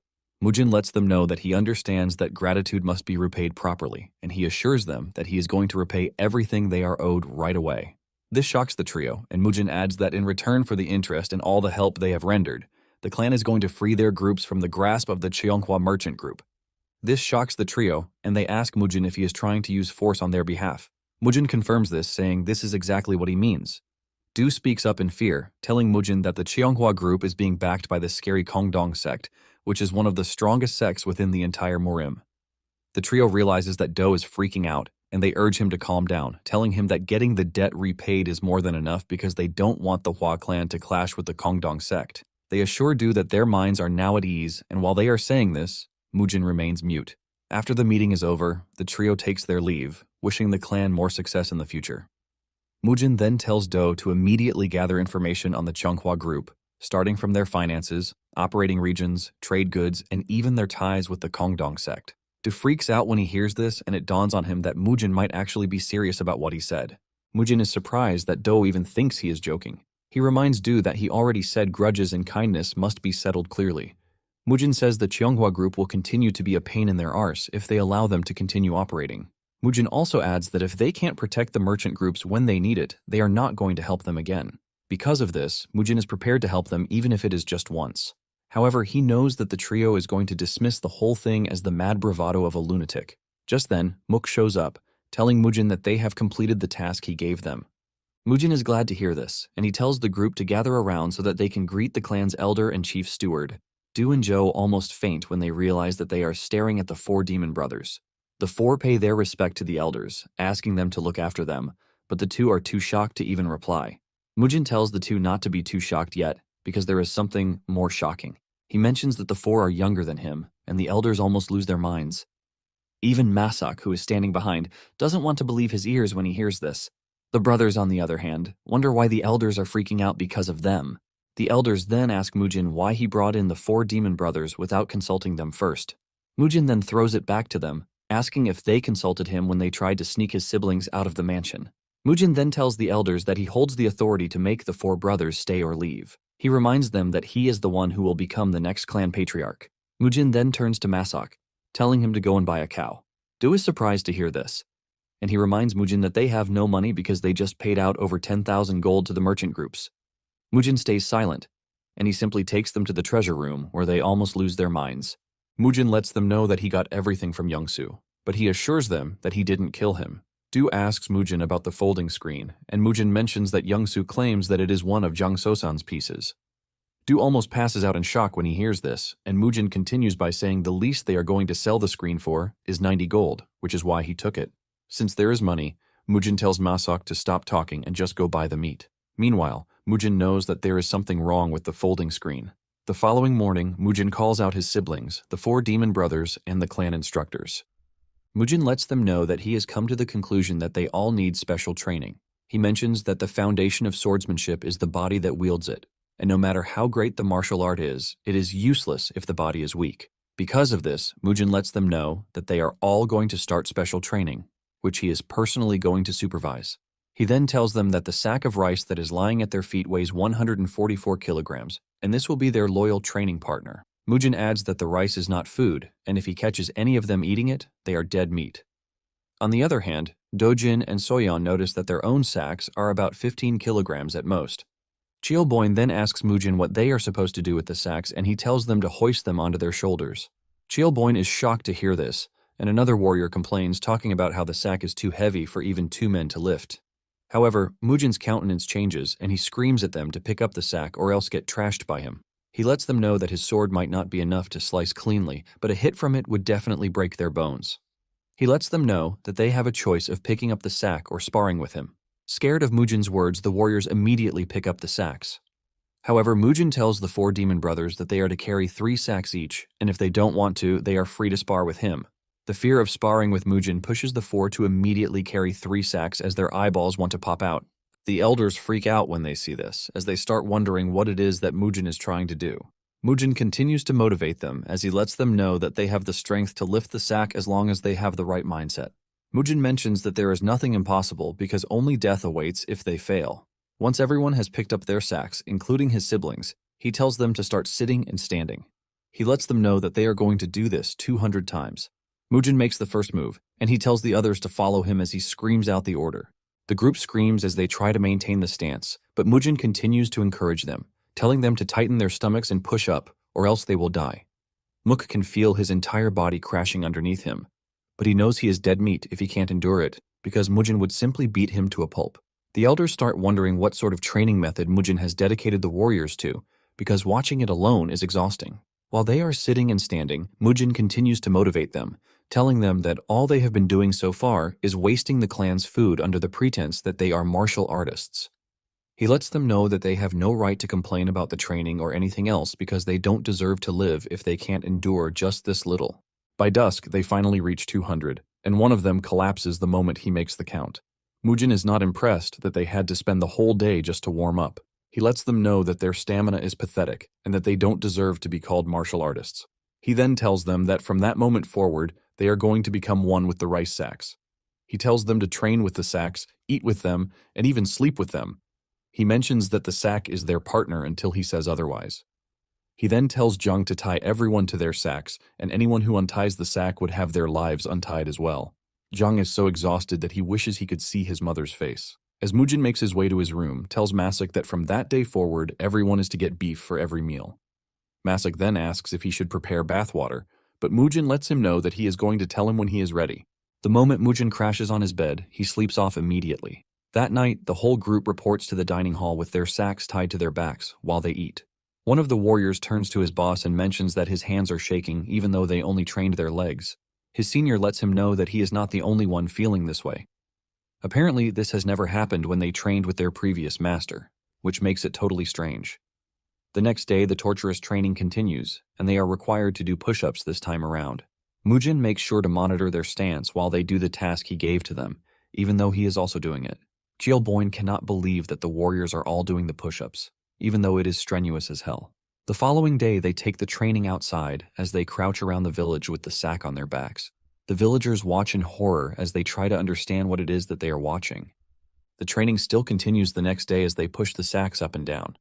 Even Mujin is feeling the pain, but he is impressed that his siblings are keeping up better than expected.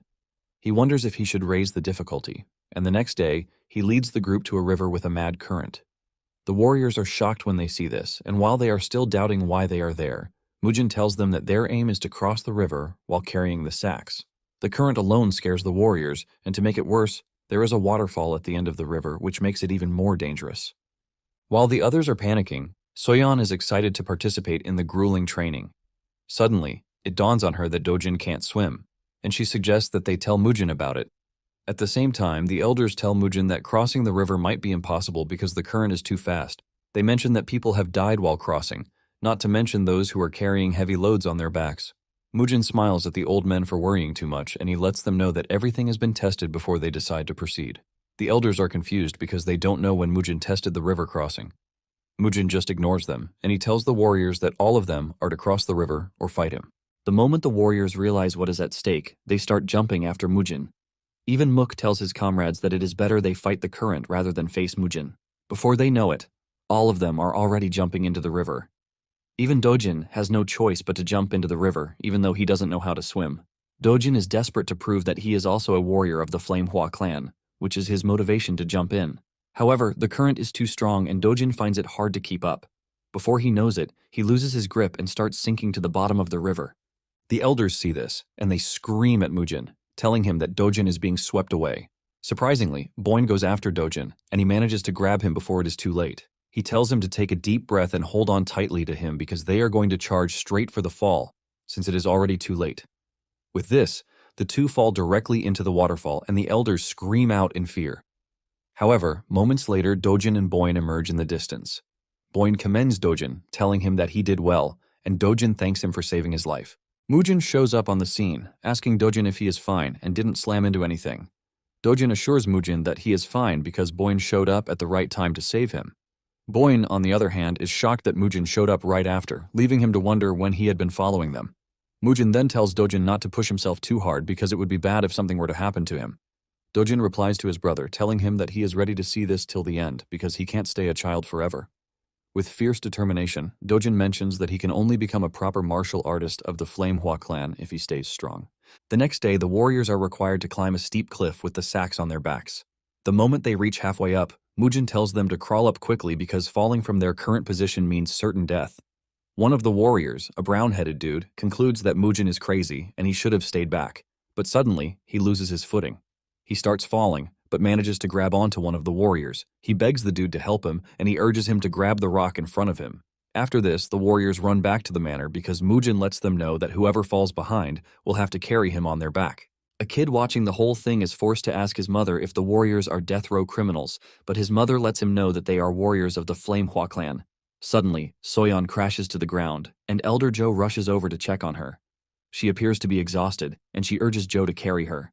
Elder Jo immediately carries her, and as they walk past the other warriors, they find out that Soyeon was only faking the exhaustion. Mujin realizes that some are not happy with this, and he tells them that they are free to collapse like a little girl, since they are all comparing themselves to her.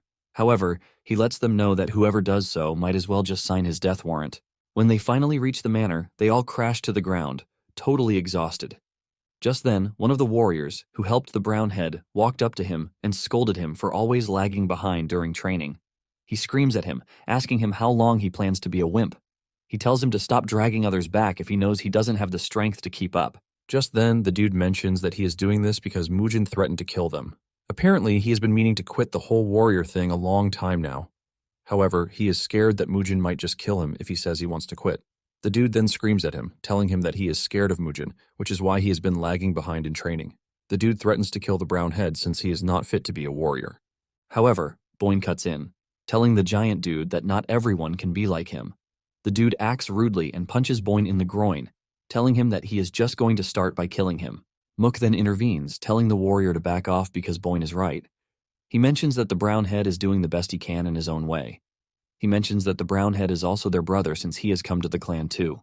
The giant dude argues that there is no way they are going to become strong if they keep acting like a wuss, but Mook tells him that Mujin has been training a few years ahead of them, which is why everyone is supposed to take things differently. Mook then tells the dude that he can only say such hurtful things when he has managed to surpass him. The giant dude angrily walks away, telling the brown head that he is going to kill him if he ever causes him pain again. Later that night, the giant dude is leaving the toilet when he hears someone in the distance. He quietly walks over to find Mujin training with his sword in the middle of the night, all by himself. The dude is impressed at how fast Mujin's movements are, and it dawns on him that Mujin is way above his league, even though they are not far apart in age. Suddenly, Mujin notices that someone is watching, and he tells whoever it is to step out before he comes to find him. The dude has no choice but to come out of hiding, and Mujin asks him what it is that he is doing. The dude then replies that he was on his way back from the restroom and he ended up running into his training session. He promises that he has no intention of watching on purpose, and Mujin tells him that he was already getting bored with the whole training thing. He tells him to drop the rice sack and pick a sword. The dude is shocked to hear this, but he does as instructed. Mujin then orders him to come at him, and the dude dashes toward Mujin at great speed. However, Mujin blocks his attack pretty easily while holding his hand behind him. The dude continues to make a move, and suddenly he realizes that he has become faster than before. Mujin also notices this, and he agrees that the dude has gotten better, but at the same time, he believes that he is not focused yet.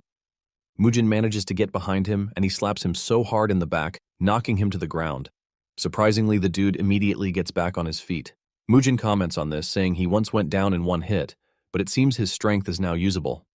Even the dude realizes that something has changed in him because he would have been rendered immobile if it was before. Mujin then commends the dude, and he tells him to get some rest. The following day, Mujin tells the warriors that they are going to be working on their abdomens that day. He instructs everyone to lift the rice sack between their legs and hang on to it. The first group does as instructed, while the others wait in awe.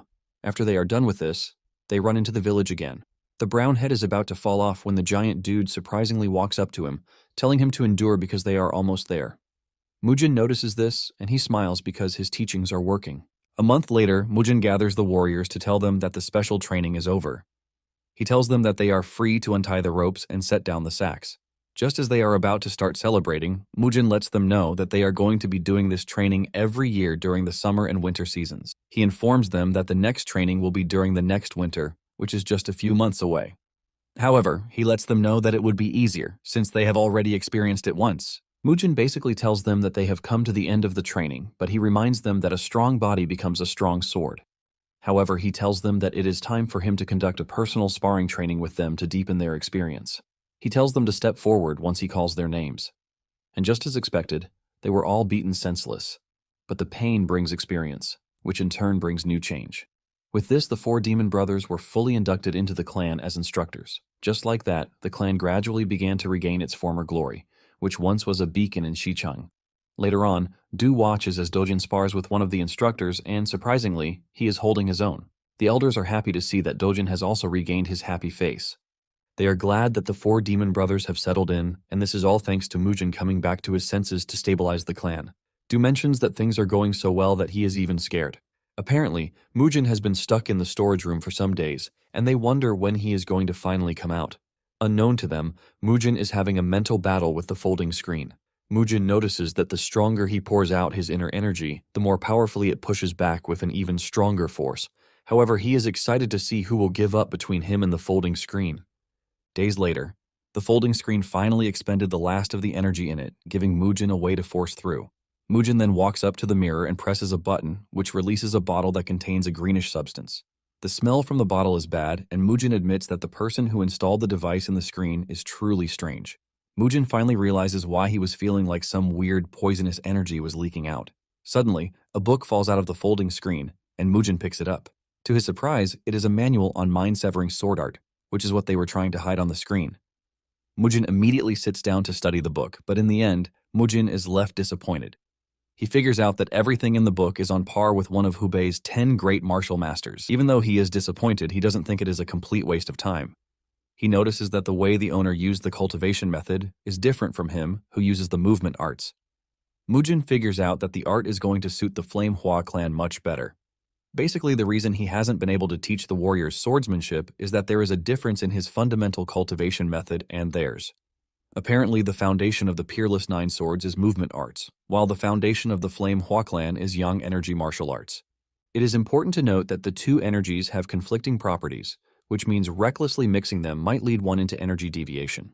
This is the major reason why the Peerless Nine Swords must only be passed on to a pure beginner with no prior sect.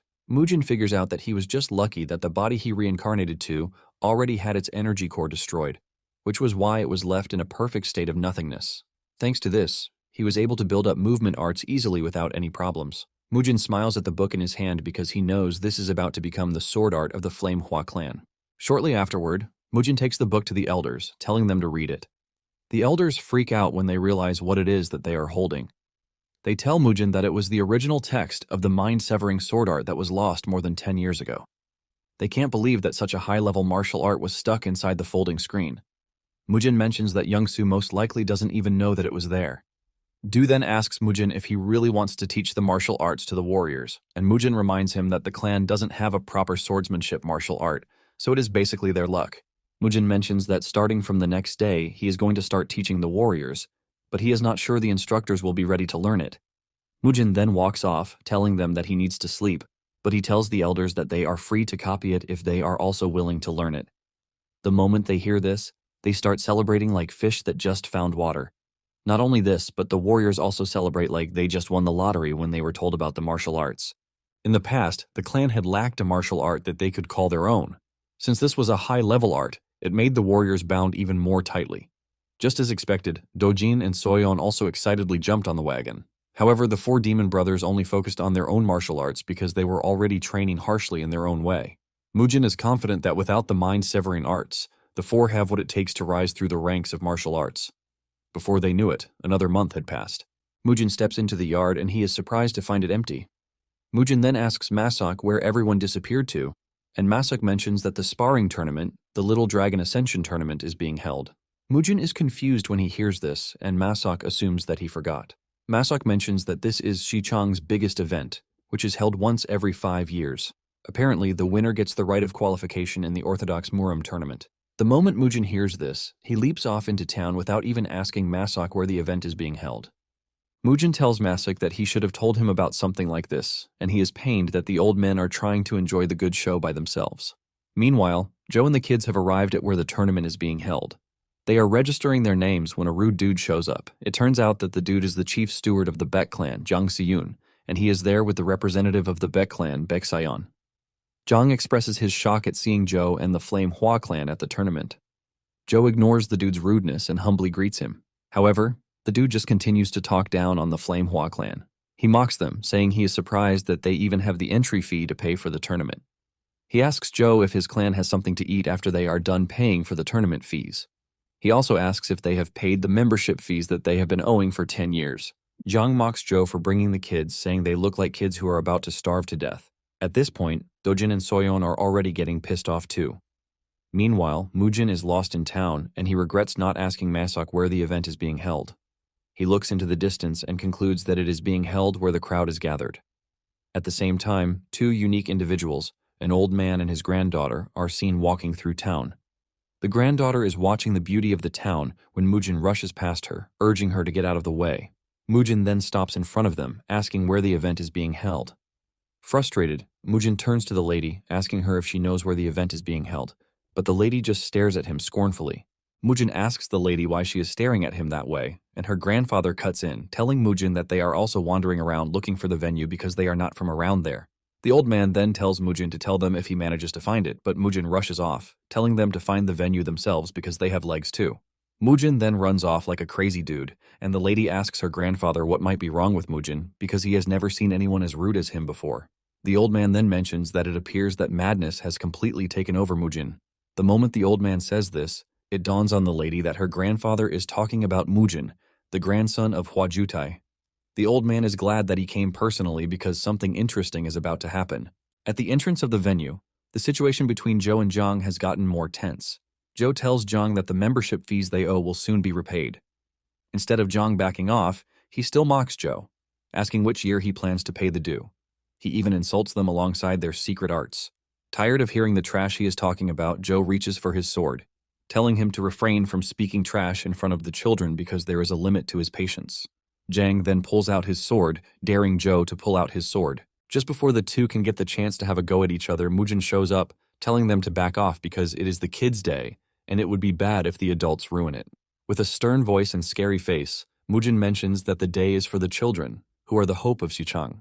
Mujin walks past Jang, and just like before, Jang starts insulting Mujin too. Mujin ignores him and walks over to his siblings, asking them why they didn't tell him that there was a special event going on. While Dojin is still stuttering, Soyeon steps up, telling Mujin that they wanted to win it so that they can surprise him. Mujin pats Soyeon on the head for her mentality, but Jang still can't keep his mouth shut. He mocks the clan for being poor, and Mujin lets him know that the most important thing in a clan is martial arts, not the level of their wealth. Just then, the old man from earlier shows up on the scene, commending Mujin for speaking his mind very well. The old man then turns to Zhang, suggesting that they put away their swords because it is a special day. However, Zhang tells the old man to mind his business because he is not from the Flame Hua clan. Zhang then continues by saying poverty is not something to brag about in a martial arts clan. He tells Mujin that he should have bought his siblings new clothes before coming to cheer them on. He makes it more hurtful by saying they must have spent all of the money on the entry fee. Du flares up again, but the old man cuts in. He mentions that there is no significance in dressing because dressing well doesn't turn a weak martial artist into a master. Zhang is frustrated about the old man always butting in, and he tells him to mind his business. Zhang finally decides to back off because he believes that he shouldn't be talking to paupers. Zhang says he would like to see if the clan's said training would pay off in the sparring ring. The old man notices the anger on Mujin's face, and he tells him not to allow Zhang's talk get to him because there are always guys like him everywhere. Mujin agrees with him and smiles. On the other hand, Joe is staring at the old man, and he believes that he looks familiar, but he can't seem to place his face. Just then, one of the servants shows up to tell Mujin and his clan that they have prepared seats for them. Mujin steps into the arena, and he is stunned at how neatly they set the table with food. The kids are blown away by the food, but Mujin urges them not to overeat because they don't know when the sparring will begin. Surprisingly, the Beck clan is led to the VIP seat, and Zhang turns around to give Mujin a cold smile. This leaves Mujin wondering when exactly he is going to get the chance to beat the shit out of Zhang. In fact, he is already imagining himself beating Zhang by plucking out his eyes first. Just then, the old man shows up asking to sit with Mujin. Mujin wonders why the old man keeps following him around, but he tells him that he is free to do whatever he wants. The kids are about to start eating when Mujin communicates with them using a frequency whispering technique. He tells them to drop the food and not touch anything until he has eaten out of it first. The old man's granddaughter, Hye, shows up with a bottle of alcohol, and she pours some into his cup. The old man notices that Mujin is not drinking or eating, and he asks him what is wrong. Mujin simply replies that he just ate long ago. Moments later, the host, Seok Il-do, steps into the middle of the arena to welcome everyone to the event. Apparently, he is the head of the Seok clan, and he assures everyone that food has been prepared for them. Suddenly, Seok notices the old man where he is sitting, and he frantically rushes over to him. Seok bows his head to the old man, paying his respects to him. The old man is surprised that Seok recognizes him, and Seok mentions that there is no way he won't recognize the esteemed face of the Poison Emperor, Tang Sumun. Everyone freaks out when they hear the identity of the old man because of the position he holds. Apparently, there are only 4 people who held the title of emperor in the whole Central Plains. There is the Wudang Sex Sword Emperor, the Shaolin Temple Fist Emperor, the 4 Martial Heavens Whip Emperor, and the Tang Clan Poison Emperor. They can't believe that one of the strongest men in the Central Plains has just shown up at a small children's sparring tournament in Xichang. The moment Zhang hears this, he starts to panic because he already insulted the old man without knowing. While everyone is freaking out, Mujin remains calm because he knows the dude from his past life. He remembers that when the 10-year war with the Orthodox sect began, 4 of the great clans, excluding the Namgung clan, stayed out of the fight against the divine demon. The reason they didn't join the fight was that there was no good justification for joining the war. In addition, the heads of the said clans and their main fighting forces had been brutally dealt with by the divine demon. It turns out that one of the dudes who was there on that day was Tang Sumun of the Tang clan, who would eventually become the Poison Emperor. Seok tells Tang to follow him to the VIP seats, but Tang lets the dude know that he is fine where he is. Seok is shocked to hear this, and to try to please Tang, he tells Mujin that he is free to move his seats too. However, Mujin rejects the offer and suggests that they start the whole sparring event. Meanwhile, Tang can't take his eyes off of Mujin because the more he looks at him, the more he realizes that he resembles his friend, Mujin's grandfather, who held him up in his moment of despair a long time ago. Seok then tells Mujin that the event will start very soon, and he asks Mujin if he is interested in participating. Mujin is confused when he hears this, and he asks Seok what he is talking about. Seok reveals that he is talking about the Orthodox Murim tournament that is held once every 5 years, and since it is coming soon, he wants to know if Mujin is interested. Mujin simply replies that the tournament is not in his best interest, so he has no reason to participate. Out of nowhere, Zhang runs up to Tang to offer his greetings and also to apologize for what happened earlier. He tells Tang that he didn't recognize him, but Tang ignores him and continues with his drink. Tired of the whole noise and all, Tang puts his granddaughter to the task of getting rid of the brats. Hye gets on her feet, and she urges the group to go back to their seat because her grandpa doesn't want commotion. Seok then tells the old man that they are going to start the match right away. Before the match begins, Seok explains the match rules. He mentions that they can only make use of non-lethal weapons made of wood, such as wooden swords or wooden spears. In addition, The usage of killing strikes is also forbidden. He mentions that if a supervisor or official throws a blue pouch into the arena, it means the match is temporarily suspended, but a red pouch means the match has come to a complete stop. Once he is done going over the rules, he calls out the first participants of the day, Baek Sayeon and Soyeon. Soyeon is busy munching on a big portion of meat when she hears her name. Mujin then tells her that it is time for them to see how much she has improved. Sayeon, on the other hand, is confident that he is going to beat Soyeon senselessly.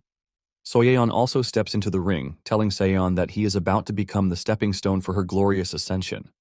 Sayeon is surprised that Soyeon is speaking to him rudely, but Soyeon urges him to keep his mouth shut and stop saying trash. This pisses Sayeon off, and he lets Soyeon know that he is going to break her arms and legs for this.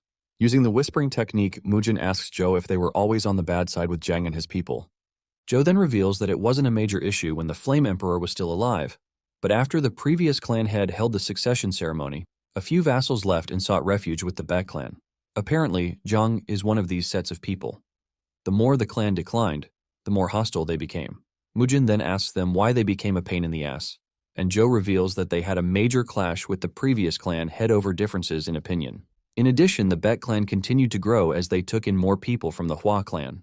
Now in the arena, Sayeon dashes towards Soyeon, but she dodges his strike and kicks him in the chest. Before Sayeon can even recover from this, Soyeon has leaped into the air. She lands a knee blow to Sayeon's face, breaking his nose. Sayeon screams in pain and Soyeon stands over him, making fun of him because his nose is bleeding. Tang is surprised to see Soyeon using kick techniques, and he asks Mujin if he is the one who taught Soyeon this. However, Mujin mentions that it was Elder Joe who put Soyeon through such techniques. Hye then adds that Soyeon's athletic ability is high level too. However, she is interested in seeing how long Soyeon can hold out against an opponent with a sword. At the same time, Sayeon is raging as he screams at Soyeon, telling her that he is going to kill her.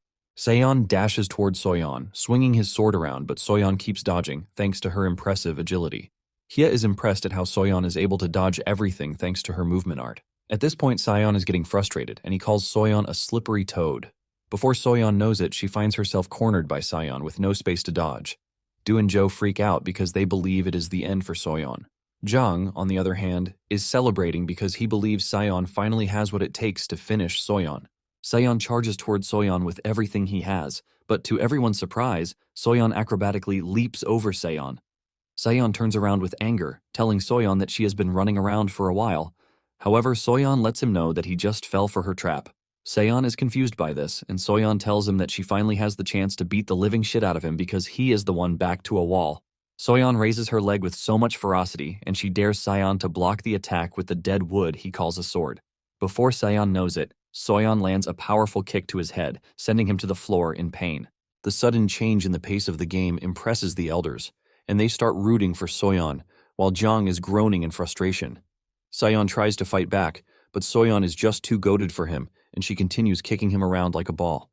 Before Sayeon knows it, Soyeon sends him flying, and even breaks his wooden sword too. Jang fears the worst, and he screams at the referee to throw in the blue pouch. By this time, Soyeon is already standing above Sayeon, ready to finish him off. However, the referee saves his ass, but instead of keeping his mouth shut, Sayeon starts talking trash again. He talks about coming over to the Hua clan and wiping all of them out. This is when Soyeon snaps, telling Sayeon that she has no intention of stopping since she has shattered Sayeon's sword. Sayeon tries telling her that the blue pouch has already been thrown in, which means the match is suspended, but Soyeon replies that this is none of her concern. Soyeon walks up to him, telling him that he is free to come to the clan later with all the warriors of his choice, but at the moment, he is so dead. Sayeon doesn't understand what is going on until Soyeon descends on him, knocking him to the ground. Tang watches in horror, while Mujin jumps up to celebrate, telling Soyeon that this is the way. Jang gets up to ask the referee why Soyeon didn't stop even though the blue pouch was already thrown in.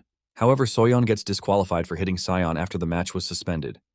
The elders are disappointed, but Mujin is laughing like a maniac.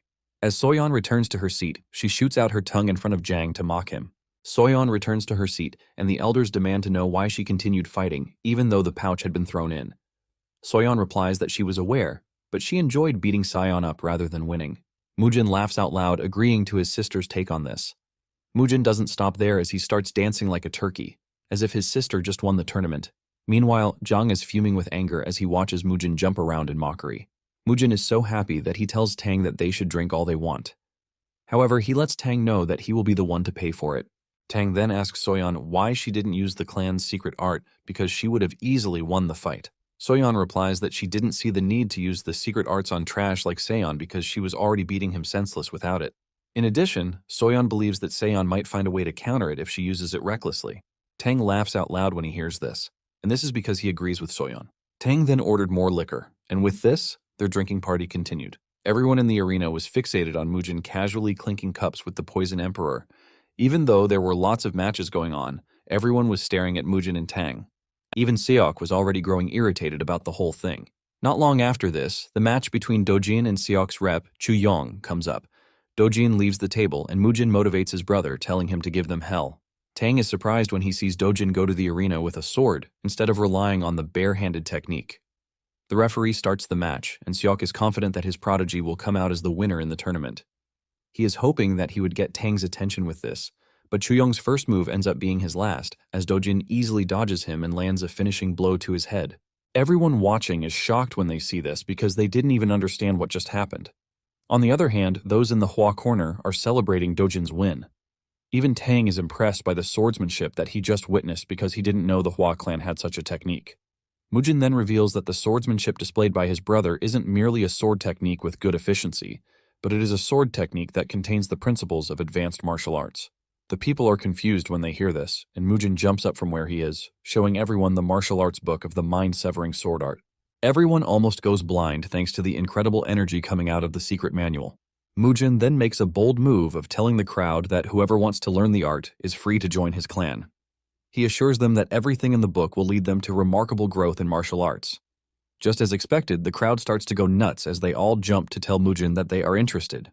Mujin then tells them that whoever is interested in joining should talk to Elder Do. Elder Do wastes no time whipping out his pen and telling all the interested parties to line up. Tang laughs out loud, saying Mujin is definitely living up to his reputation of being crazy because he has the guts to recruit members in the middle of an event. Meanwhile, Seok has lost his patience, and he wishes that Tang were not in attendance. Jung then walks up to him, asking him if he is seriously going to watch as Mujin and the Hua clan do as they please. Seok replies that Tang is watching and there is really nothing that they can do. Jung then mentions that he has a strategy, and this strategy involves them swapping the bracket so that they can bring in Seok Yoso. Thanks to the Hua clan losing its power in recent times, the Seok clan and the Baek clan started scheming to fill the vacuum with their own power. One of the ways they have done this is the Dragon Ascension tournament, which is being held every 5 years. They have basically manipulated the tournament bracket to make their apprentice martial artists win so that they can send them into the Orthodox Murim tournament to raise their group's name. Thanks to the group's power rising through this, they decided to monopolize the Little Dragon Ascension tournament to continue expanding their influence. When it is finally time for the final match in the top 32 for the tournament, the referee introduces Seok Yoso as the contestant against Ban Yeowol of the Half Moon sect. Apparently, whoever wins the match is going to face Dojin in the next round. Suddenly, Joe notices that Yoso is not supposed to be participating. Joe mentions that he is the champion of the previous tournament, and there was news that he had entered the Diankong sect to train. Even his opponent, Ban, is shocked when he sees Yoso, and he asks him why he is participating.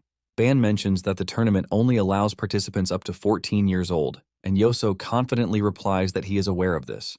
Yoso mentions that he is 14 years old, but Ban replies that he is lying because he is already 15. However, Yoso didn't allow Ban to finish his statement before going after him. Yoso knocks Ban to the ground pretty easily, making him the winner of the match. Yoso proudly talks about how his birthday hasn't passed yet. Joe is pissed when he sees this, and he wants to intervene, but Mujin tells him to leave it, because Yoso is the best opponent that they can ask for. Not long after this, Dojin steps into the ring to face Yoso. Tang notices the change in the atmosphere, and he figures out that this is a finals match in advance. Even though Dojin seems to be at a disadvantage, the elders and his sister encourage him, telling him that he can win. Mujin, on the other hand, wears his serious face as he tries to understand the situation. Yoso then tells Dojin that the sword technique that he used got his brother eliminated. Dojin asks him if he is trying to get revenge, but Yoso tells Dojin to stop saying trash. Yoso mentions his plan to make sure that Dojin doesn't use the sword again. Without wasting time, Yoso charges at Dojin with the 12 radiant sword strikes, forcing Dojin on the defensive. However, Yoso continues pushing forward, making life difficult for Dojin. Tang assesses the situation, and he easily figures out that Dojin is going to have a difficult time dealing with Yoso. Meanwhile, Seok is glad that Yoso is beating Dojin up because he wants to prove to the Emperor that they are superior. Yoso swings his sword hard at Dojin and mocks him for losing his balance. Just then, Yoso gets the drop on Dojin, and he hits his hand with his sword because this is what he has been waiting for. This hurts Dojin so hard that he crashes to the ground in pain. Yoso is about to finish the fight when Mujin throws in the blue pouch to stop the fight. Yoso smiles, believing that his victory is already secured. Mujin calls Dojin out of the arena to check his hand, and he realizes that Yoso intentionally targeted the joints. Mujin helps Dojin to rearrange them a bit, and Dojin screams out through the entire process. After he is done, Mujin tells him that he has set the bones, but it might be hard for Dojin to use the sword. He asks Dojin what he plans to do, and Dojin tells his brother to tie his hand to the wooden sword. Mujin is impressed when he hears this, and he goes ahead to do what Dojin requested. Once he is done, Dojin returns to the arena, looking more determined than before. Tang commends Dojin's bravery, and Mujin says this is the least Dojin can do because it's from a respectable martial arts clan. When Yoso returns to the ring, he expresses his surprise that Dojin didn't actually run away. However, Yoso lets Dojin know that he is about to do to him what they did to Mujin when he was young. Dojin is forced to ask Yoso what he just said, and Yoso leaps toward Dojin, talking about how he plans to make Dojin and his brother the new pair of crippled brothers in Xichang. Dojin stays calm. He recalls his earlier conversation with Mujin, who had asked whether he truly wanted to win. Dojin answered firmly that he wanted to win and bring honor back to the clan. Mujin told him not to worry too much and assured him that he would make their clan the greatest in Xichang. He then explained that the best way to win was to stay focused on the duel and wait for Yoso to use a sword technique. Once Yoso does, a small opening will appear in the center, and Dojin must strike without hesitation. Dojin follows his brother's advice, and the moment Yoso charges in with his sword technique, Dojin heads straight for his center. Before Yoso can get to him, Dojin strikes him first, leaving Yoso completely shocked. That single strike pushes him back, while Seok, the head of the clan, watches in horror as his plan to crush Dojin crumbles. Meanwhile, Mujin is quite pleased with this result, while Dojin can't believe he successfully landed a hit on the arrogant brat. As Yoso's back hits the ground, Elder Joe, Steward Do, and Soyeon excitedly cheer for Dojin. Yoso quickly recovers, but is pissed and starts hurling insults at Dojin, threatening to murk him. Seeing him already standing, Dojin worries that his strike might have been a little too weak. Yoso then threatens to end him, but before he can finish his sentence, a red pouch strikes him in the face. Furious, Yoso demands to know who threw the pouch, and Mujin casually responds that he did it. Mujin commends Dojin for doing a good job and forfeits the match on his behalf. Seok is surprised to hear this and questions his decision, but Mujin explains that he doesn't plan to stake his brother's life on some petty tournament. With that, he signals for his family to leave so that they can get Dojin's hand treated quickly. Just as they're about to leave, the Poison Emperor Tang asks to follow Mujin home for a drink. Just as his granddaughter Hye is about to stop him from going to a stranger's house, Mujin casually agrees to let them come. As the group leaves the tournament ground, everyone is surprised that Mujin withdrew from the match. They are even more concerned that the Poison Emperor was leaving with him. Yoso curses under his breath that his opportunity for revenge had been ruined. Seok is even angrier as he watches them leave after humiliating him. Meanwhile, in the streets of Xichang, heads turn as two troublemakers troop in with Death Black Crow, whom Mujin previously defeated at the Bangho sect. Mujin had asked him to bring all his assets, but Black Crow came back for revenge instead with Yohang from the Sosul sect. Yohang swears to teach Mujin a lesson and assures Black Crow that he has nothing to worry about since they came with a member of the Crimson Sword sect. With such a backing, he believes that no one in Xichang can stop them. The dude from the Crimson Sword sect, Sugong, also backs Yohang's claims, making him very confident. They soon arrive outside the Hua clan estate, and Yohang destroys the huge estate gate with a single kick while feeling quite smug. Masuk freaks out when this happens and asks them why they broke down the gate. Yohang is pissed that a mere servant dares to question him, and his deadly look almost causes Masok to flatline on the spot. Just outside the estate, the four demon brothers, now the martial instructors of the Hua clan, are happily returning home after stuffing themselves. They are puzzled when they notice that the gate of the estate has been torn down. Cholmuk thinks it might be because the wood is rotten, but his eyes widen when he enters to find Masuk under Yohang's feet. Yohang continues to mouth off proudly, and despite the four brothers' arrival, they remain unmoved. Jungtae wonders what they're doing while Cholmuk remarks that it doesn't look like a voluntary bowing ceremony. This cracks Yohang up, convincing him that Mujin must have recruited a bunch of big dum-dums. This pisses Dongjiok off, and he angrily challenges them to a fight. At the same time, Black Crow tries to recall why the four brothers look so familiar, but before he can figure it out, the four brothers pounce on them like predators. A few moments later, Mujin and the others return to the estate, stunned to see Yohang and his crew completely crushed. Cholmuk quickly explains the situation to Mujin and how the intruders beat up Masok. Just then, Masak rushes towards Mujin crying, but as usual, Mujin keeps him at arm's length while he asks about the identity of the intruders. However, he notices Black Crow amongst them and recalls that he was supposed to bring all his assets as compensation. Knowing he messed up big time, Black Crow begs Mujin to forgive him, but Mujin ignores him. Mujin then questions Sugang, asking if he came to help Black Crow get revenge.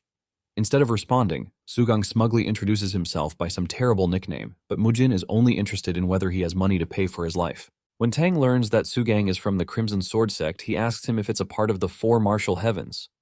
Sugang almost craps his pants when he realizes that Tang is the notorious Poison Emperor. Tang is furious that the Crimson Sword sect dares to set foot on Sichuan land to strong-arm an orthodox clan, which can be considered a declaration of war. Enraged, he unleashes his terrifying emperor-killing intent, almost crushing everyone with the pressure.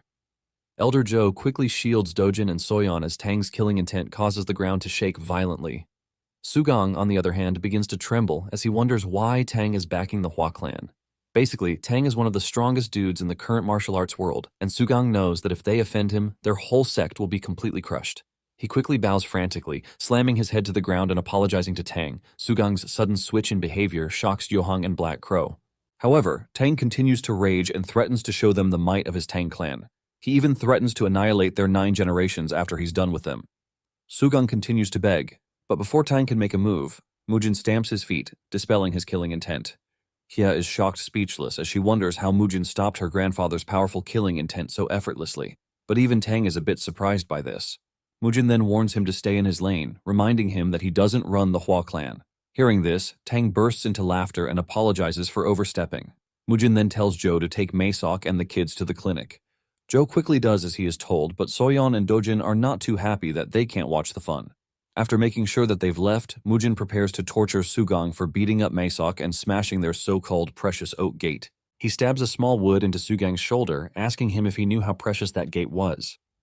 Mujin then twists the stick further, explaining that the gate was made with an ancient oak tree, and it carries his grandfather's spirit. As Mujin continues to torture him, Sugang quickly confesses that he wasn't the one who destroyed the gate. However, Mujin doesn't care because Sugang was still an accomplice. Mujin then tells him to pay 10,000 gold as compensation, but Sugang protests the absurd extortion. Dongjok and Chilmuk are shocked that Sugang dares to raise his voice in front of Mujin. To show Sugang that he means business, Mujin twists the stick further, making him immediately agree to pay up. Once he agrees, Mujin pulls out the stick and turns to face Yohang, who trashed his precious gate. Yohang hurriedly apologizes, and Mujin tells him to pay 20,000. Yohang agrees without hesitation, and Mujin turns to face Black Crow next. Black Crow begs Mujin to spare him and promises to do as he was told, but Mujin ends him on the spot, refusing to give him a second chance. He then orders Sugang and Yohang to liquidate Black Crow's property and bring it to him the next day. A few days later, Hua Clan Estate buzzes with activity as Steward Do oversees the repairs. They were rolling in money, so they replaced the gate with an actual expensive oiled oak and replaced every worn-out material in the estate. Mujin was quite pleased with their new look, and more martial artists enrolled to take the clan's warrior test. This is because Mujin had promised to teach them advanced martial arts, while also giving them a stipend.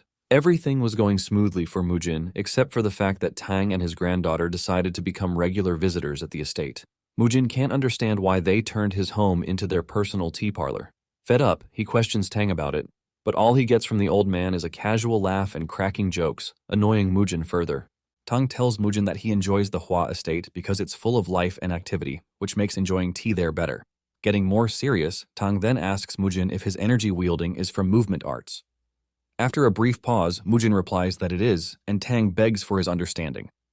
Before Mujin can figure out what he means, Tang suddenly attacks him. Mujin manages to block the strike, but Tang continues to attack while he tries to stop her grandfather. Steward Do and Elder Zhou are stunned and wonder why they're fighting. Tang soon unleashes his poisonous explosive punch, but Mujin uses Chi Destruction from the Peerless Nine Swords' third form to dispel the attack. Once the dust settles, he realizes that the attack wasn't poisonous after all. Meanwhile, Tang finally confirms his suspicions that Mujin's swordsmanship is the Peerless Nine Swords technique. Mujin is surprised that he knows about it. Tang tells him that he can never forget about it after witnessing it once. He apologizes for attacking Mujin and explains that he just wanted to confirm the technique. He then invites Mujin to sit for a chat, but Mujin finds the old man ridiculous. After getting Hia to pour him another cup of tea, Tang expresses his surprise that he was able to see the Peerless Nine Swords again. He then asks Mujin how he knows this sword technique, but Mujin refuses to answer until Tang tells him how he recognized the sword technique in the first place. Tang explains that he first saw it a long time ago while fishing with his grandfather and brother. Back then, poison martial arts was popular, and Tang's grandfather made a name for himself. He was known as the Heavenly Poison Emperor, and although retired at the time, he was known as a master during his prime. That day, while they were heading out, a sword master appeared out of nowhere and challenged Tang's grandfather. Tang and his brother rushed to hide while the two men clashed fiercely. The Heavenly Poison Emperor used the Poisonous Explosive Punch, while the Swordmaster used the Peerless Nine Swords technique, Qi Destruction. Tang was amazed, which is why he could never forget that sword technique. Though he was hoping for his grandfather to win, the way the Swordmaster easily defeated the so-called strongest emperor left a mark on Tang. After the clash, the Swordmaster left quietly, and all Tang could do was watch because he was too young. However, after that day, the words Peerless Nine Swords remained in his memory. After narrating the story, Tang asks Mujin if that was the Swordmaster's name. Mujin replies that it is not and explains that it is simply the name of the sword technique. Tang then asks Mujin if he's a disciple of that Swordmaster. Mujin explains that although he inherited the sword technique, the Peerless Nine Swords Swordmaster is not officially his master. Tang finds the whole connection a bit confusing, but Mujin tells him that he can't reveal some details. However, he plans to find an heir later to legitimately teach the sword technique. Afterwards, Tang apologizes again for attacking him, and Mujin then asks if he knows anything about swordless marks. His eye widens when she hears this, but Tang claims he has never heard about it. Mujin doesn't press any further and decides to leave, but Tang stops him. He reveals that he has been frequenting the Hua estate to find out what Mujin thinks about his granddaughter. Hia is shocked to hear this, and Mujin feigns confusion at the question. Tang teases him for being sly before asking what he thinks about taking Hia as a wife. Steward Do and Elder Zhou are delighted to hear this, while the four brothers begin to celebrate early. Mujin, on the other hand, is rendered completely speechless while Hia, who was protesting a moment ago, blushes as she waits for an answer. Tang asks Mujin again, and Mujin struggles to respond as memories of Yonhwa from his past life fill his mind. He then tells Tang that he has no intention of marrying anyone in this life. Hia's eyes widen when she hears this, but Mujin doesn't stop while he's ahead. He further adds that Hia is not exactly his type, and this infuriates her. She quickly fires back, telling him that she's not interested in him either. Tang studies Mujin for a while and questions if he's into men. Mujin is furious that he even considered that, but Tang explains that no straight dude can reject a catch like his granddaughter. Mujin lets him know that everyone has a type and tells him to respect his decision. This only infuriates Hia more while Tang tries to figure out what is wrong with Mujin. After Mujin leaves, Hia scolds her grandfather for embarrassing her and tells him to let it go. Tang reminds her that she was also looking forward to Mujin's answer, but Hia denies it. She swears that she never wants anything to do with an arrogant brat like Mujin again. Since Hia claims she's not interested, Tang decides to bring his younger granddaughter, whom he claims is gentler and has a better attitude than Hia. He tells Hia that Mujin is a great catch and he doesn't plan to let him slip away. Annoyed, Hia tells Tang to just stay with Mujin and angrily walks away. Later, Mujin heads to the clan's training grounds to meet the over 200 new martial artists who want to join their clan. A few moments later, Mujin introduces himself to them and lets them know that he doesn't care why they came, but they must train to become strong and loyal. He explains that the clan's warrior selection test will be the hardest trial they will ever face and lets them know that they can freely quit midway. However, he promises to reward those who endure until the very end. Mujin then introduces them to their martial instructors, the four demon brothers who will be responsible for their training. Afterwards, he wishes them luck and hopes to meet them still breathing the next time they meet. After Mujin leaves, Chilmuk introduces himself as their senior instructor and orders them to carry a sack of rice on their back. This causes an uproar amongst the recruits as they begin to ask questions and protest. Chilmuk then tells them that the only way to skip the training is to defeat him and the other instructors in a duel. He adds that anyone who wins will automatically be given the position of an instructor. Hearing this, several of them immediately decide to quit, but Dongjok blocks them. They remind him that Mujin said they could quit freely. But Dongjok explains that the only way they can leave is in bandages. He then gives them a death stare and asks them to choose if they want to continue or leave in a body bag. Terrified, the new recruits finally realize that they never had a choice the moment they stepped in. Without any better option, they decide to follow orders while the instructor continues to dish out threats just in case anyone still wants to defy them. Meanwhile, Mujin watches the whole thing from a distance, satisfied with the results. A few moments later, an injured man staggers into the Hua clan's estate, calling for help and asking to see Mujin. But before he can get past the gate, he collapses just a few feet away. Masak sees this and tries to wake him up, but he soon recognizes him as a deputy of one of the merchant groups. Later that night, Mujin checks on the injured dude, and Steward Do lets him know that the guy is out of danger. Apparently the injured guy is from a merchant group, and he brought news that the Cheonghua merchant group has been terrorizing other merchants. Some merchants who resisted were even beaten to death. Mujin tells Du that it's time to move up their plan to settle their grudge with the Cheonghua group. He instructs Du to tell Dongjok to handle the warrior test while the other brothers get ready to leave with him. Unbeknownst to them, Soyeon and Dojin overhear this, and Soyeon is very excited and plans to secretly follow them. However, Dojin doesn't want to, but after a little push from Soyeon, he agrees to go with her. A few moments later, Mujin, Cheolmuk, Nosak, and Jangtae set out for their adventure, while Soyeon and Dojin secretly follow them. Using their swift movement arts, Mujin and the group move quickly while Soyeon and Dojin struggle to keep up. Suddenly, they stop in a clearing and realize they're surrounded. Meanwhile, Soyeon and Dojin hide behind a rock, watching them from a distance. As more assassins emerge from the shadows, Mujin and his men realize that they've been ambushed. A fierce clash begins, and the assassins soon realize that they are no match for a monster like Mujin.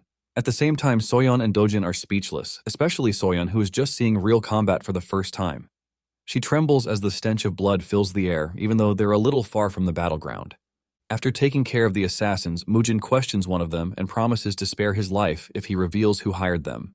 Cheolmuk tortures the dude to make him more willing to talk. The assassin then reveals that they belong to the Death Forest faction and the Cheonghua merchant group hired them. Mujin is pissed to hear this because they're the same group that was hired to attack his siblings before. The assassin begs Mujin to let him go, and he agrees, leaving Cheolmuk confused. Even the assassin is surprised that Mujin is letting him go after single-handedly ending a dozen of his men. Mujin then orders him to pass on a message to his faction and warn them that he will end as many of them as dare to come. After receiving the message, the assassin hurriedly bolts just in case Mujin decides to change his mind. On his way out, he even passes by Soyeon and Dojin, but fortunately, he doesn't notice them. The two of them are about to head back home when Cheolmuk senses their movement and swiftly grabs them. After knocking some sense into them, they apologize to Mujin for sneaking out. Mujin scolds them for taking such a risk, especially if an enemy had spotted them first. He then shows them the corpses of the assassins to teach them that death happens to anyone without any warning.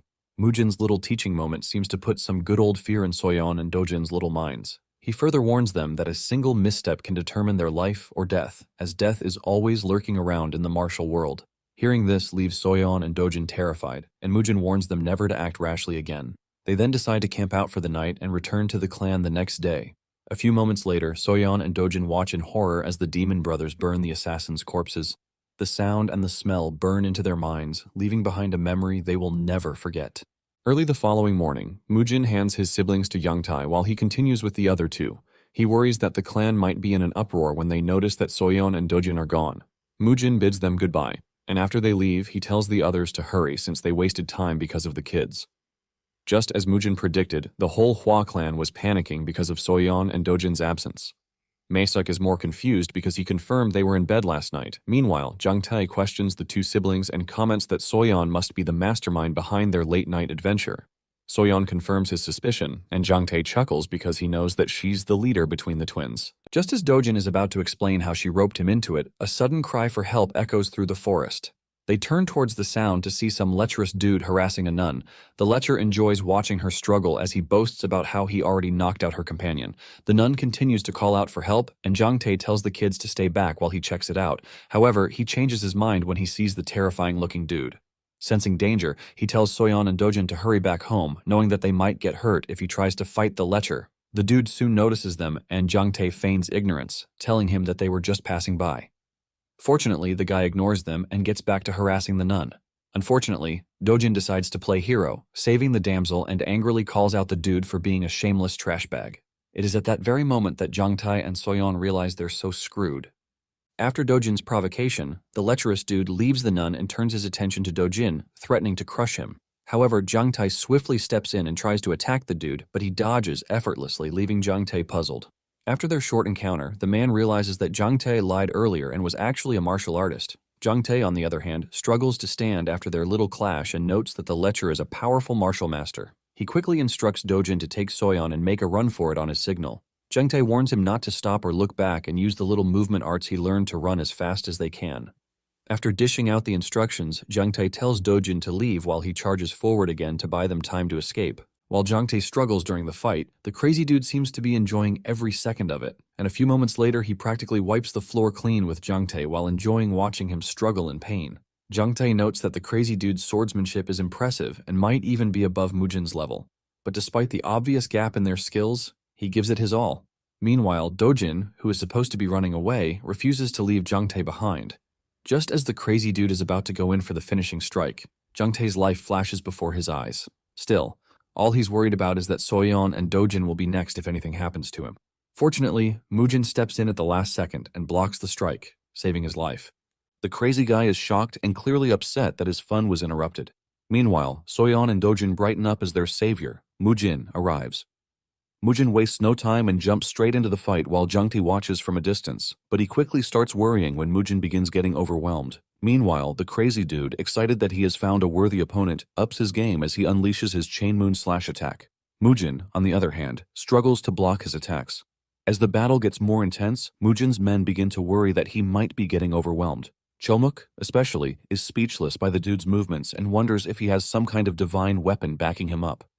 Worried about Mujin's safety, he orders his brothers to prepare to help him with their full power. However, Jangtae stops them from making any move. He lets them know that this battle is beyond their league, and they might just get in Mujin's way if they try to interrupt. He advises them to watch Mujin's movement to understand that he has a plan. It turns out Mujin has been on the defensive, carefully avoiding every single strike just to read his opponent's technique. At the same time, the nun who was previously being harassed regains her composure and watches the clash from a distance. While the crazy dude rages on mindlessly like a madman, Mujin carefully studies his sword speed and movement with every strike. He also pays attention to the impact force of every hit, and in that very moment it finally clicks. By this time, the crazy dude has already noticed that Mujin has been skillfully evading all his attacks. After studying his opponent's technique, Mujin decides to apply it all to his sword form, just like his master taught him. Mujin's master once told him that the true power of the Peerless Nine Swords is only revealed when it clashes with a strong sword. Back then, Mujin had asked if the Peerless Nine Swords technique was stronger than his master's demonic spirit sword art. However, his master replied that the demonic sword art is only a little stronger. After recalling his master's words, Mujin smiles like a maniac, telling the crazy dude that he has comprehended all his sword strikes. The crazy dude is confused, but Mujin doesn't give him time to think as he finally strikes back, leaving him stunned. Mujin quickly overwhelms him in no time, finishing him off with a single strike. Soyeon, Dojin, and the demon brothers are left speechless as Mujin cuts down the previously powerful smug dude. Even the dude himself can't believe he was defeated by a young brat. Still, he tries to find out Mujin's name before he joins his ancestors, and Mujin humors him. When the dude hears his name, he recognizes him as the so-called mad dog of the Hua clan.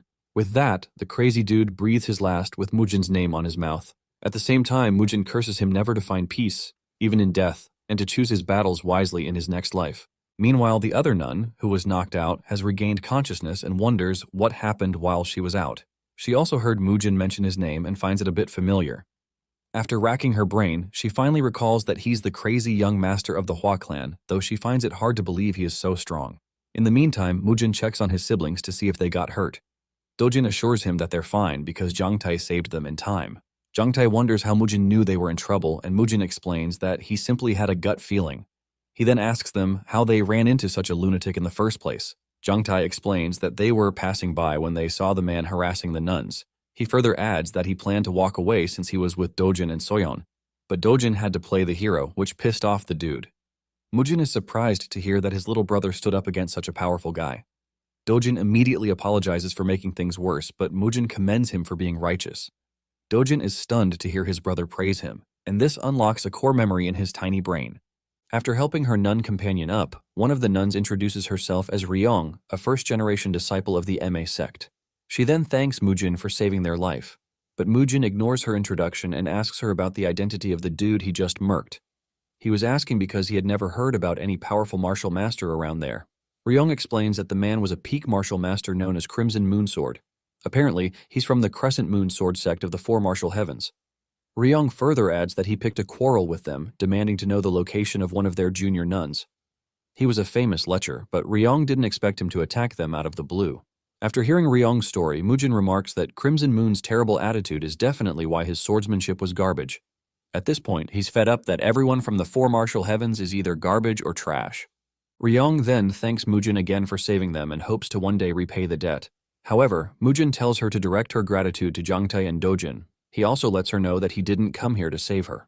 Ryong then thanks Dojin, leaving him blushing and feeling like Wonder Boy.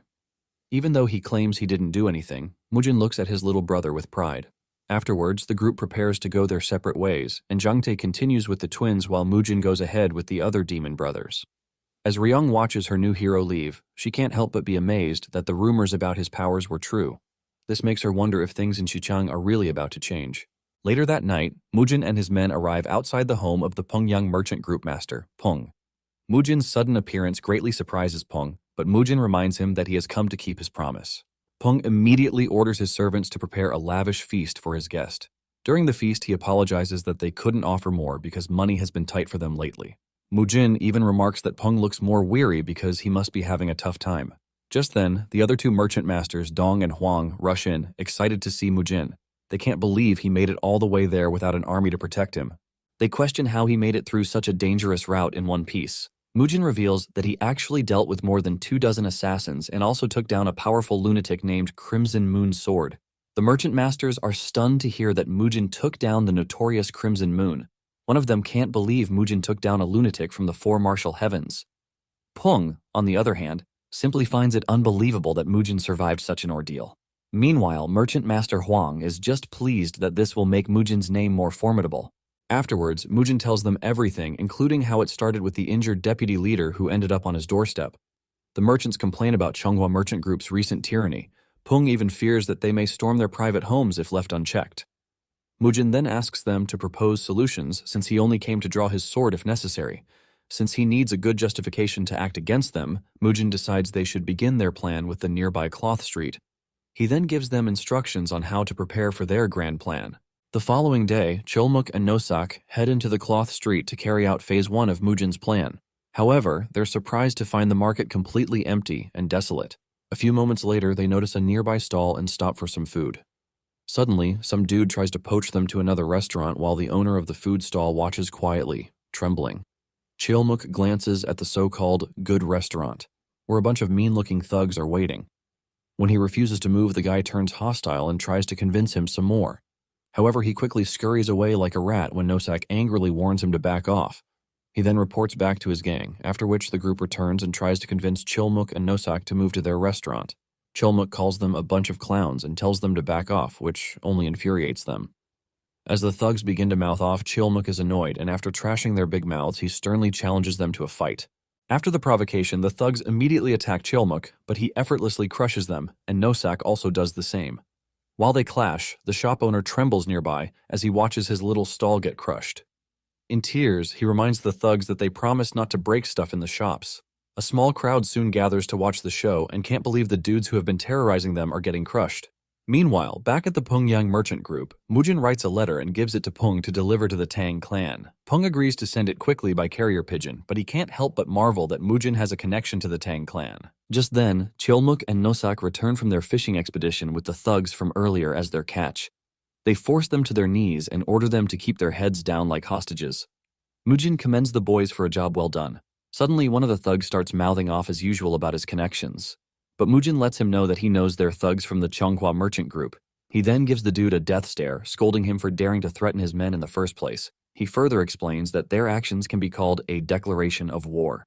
The dude quickly tries to explain that they don't want any trouble. But, just as he raises his head, he realizes that the person in front of him is Mujin of the Hua clan.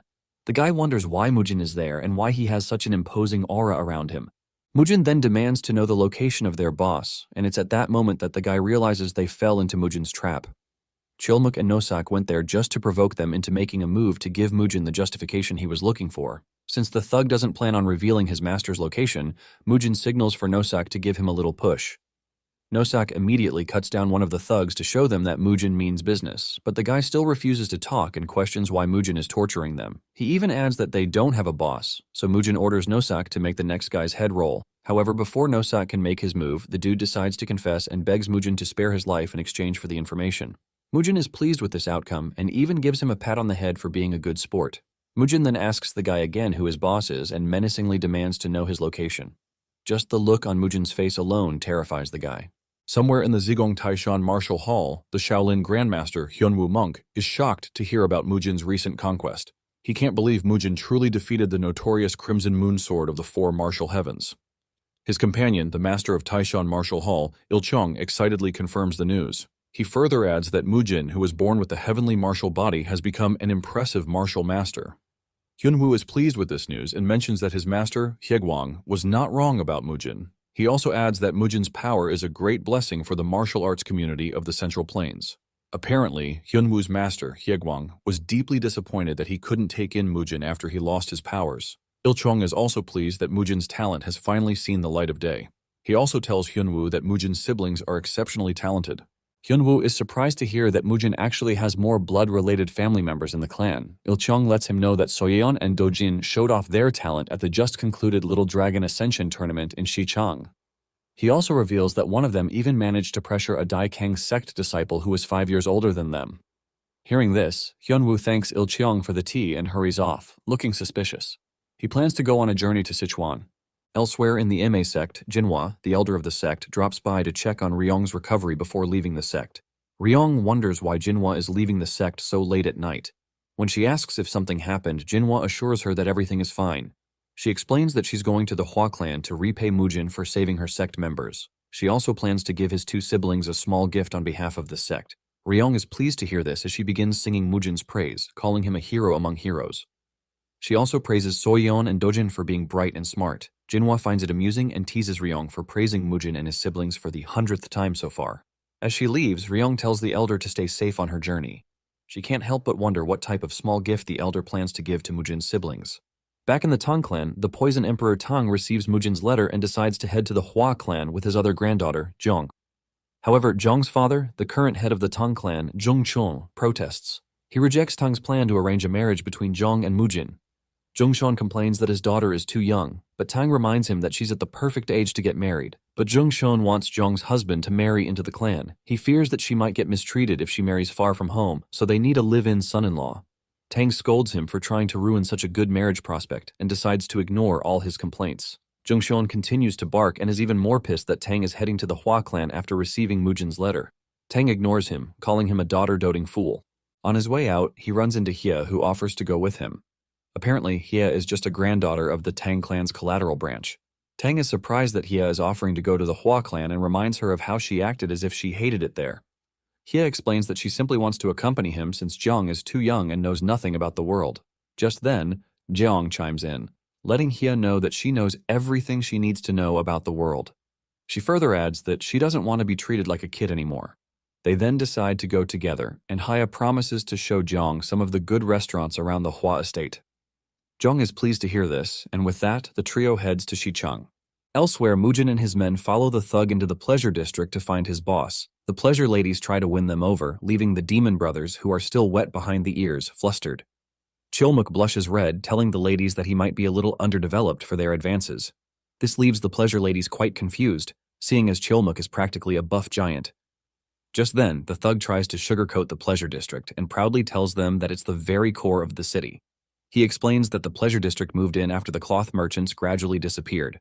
And all this was done thanks to the operations of the Chonghua merchant group.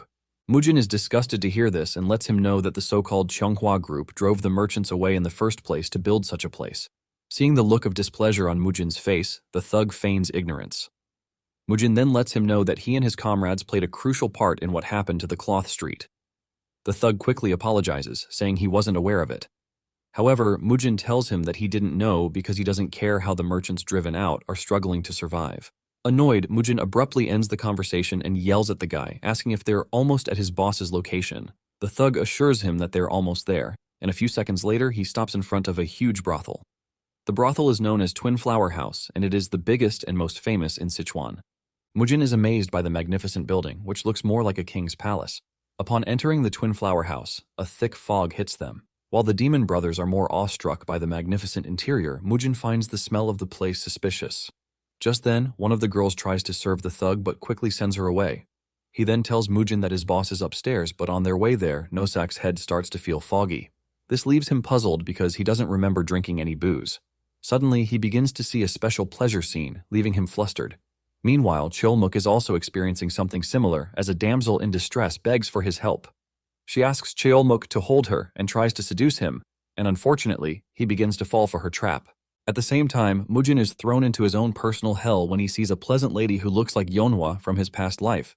Mujin can tell just from her voice, and his eyes widen in shock when he finally sees her face.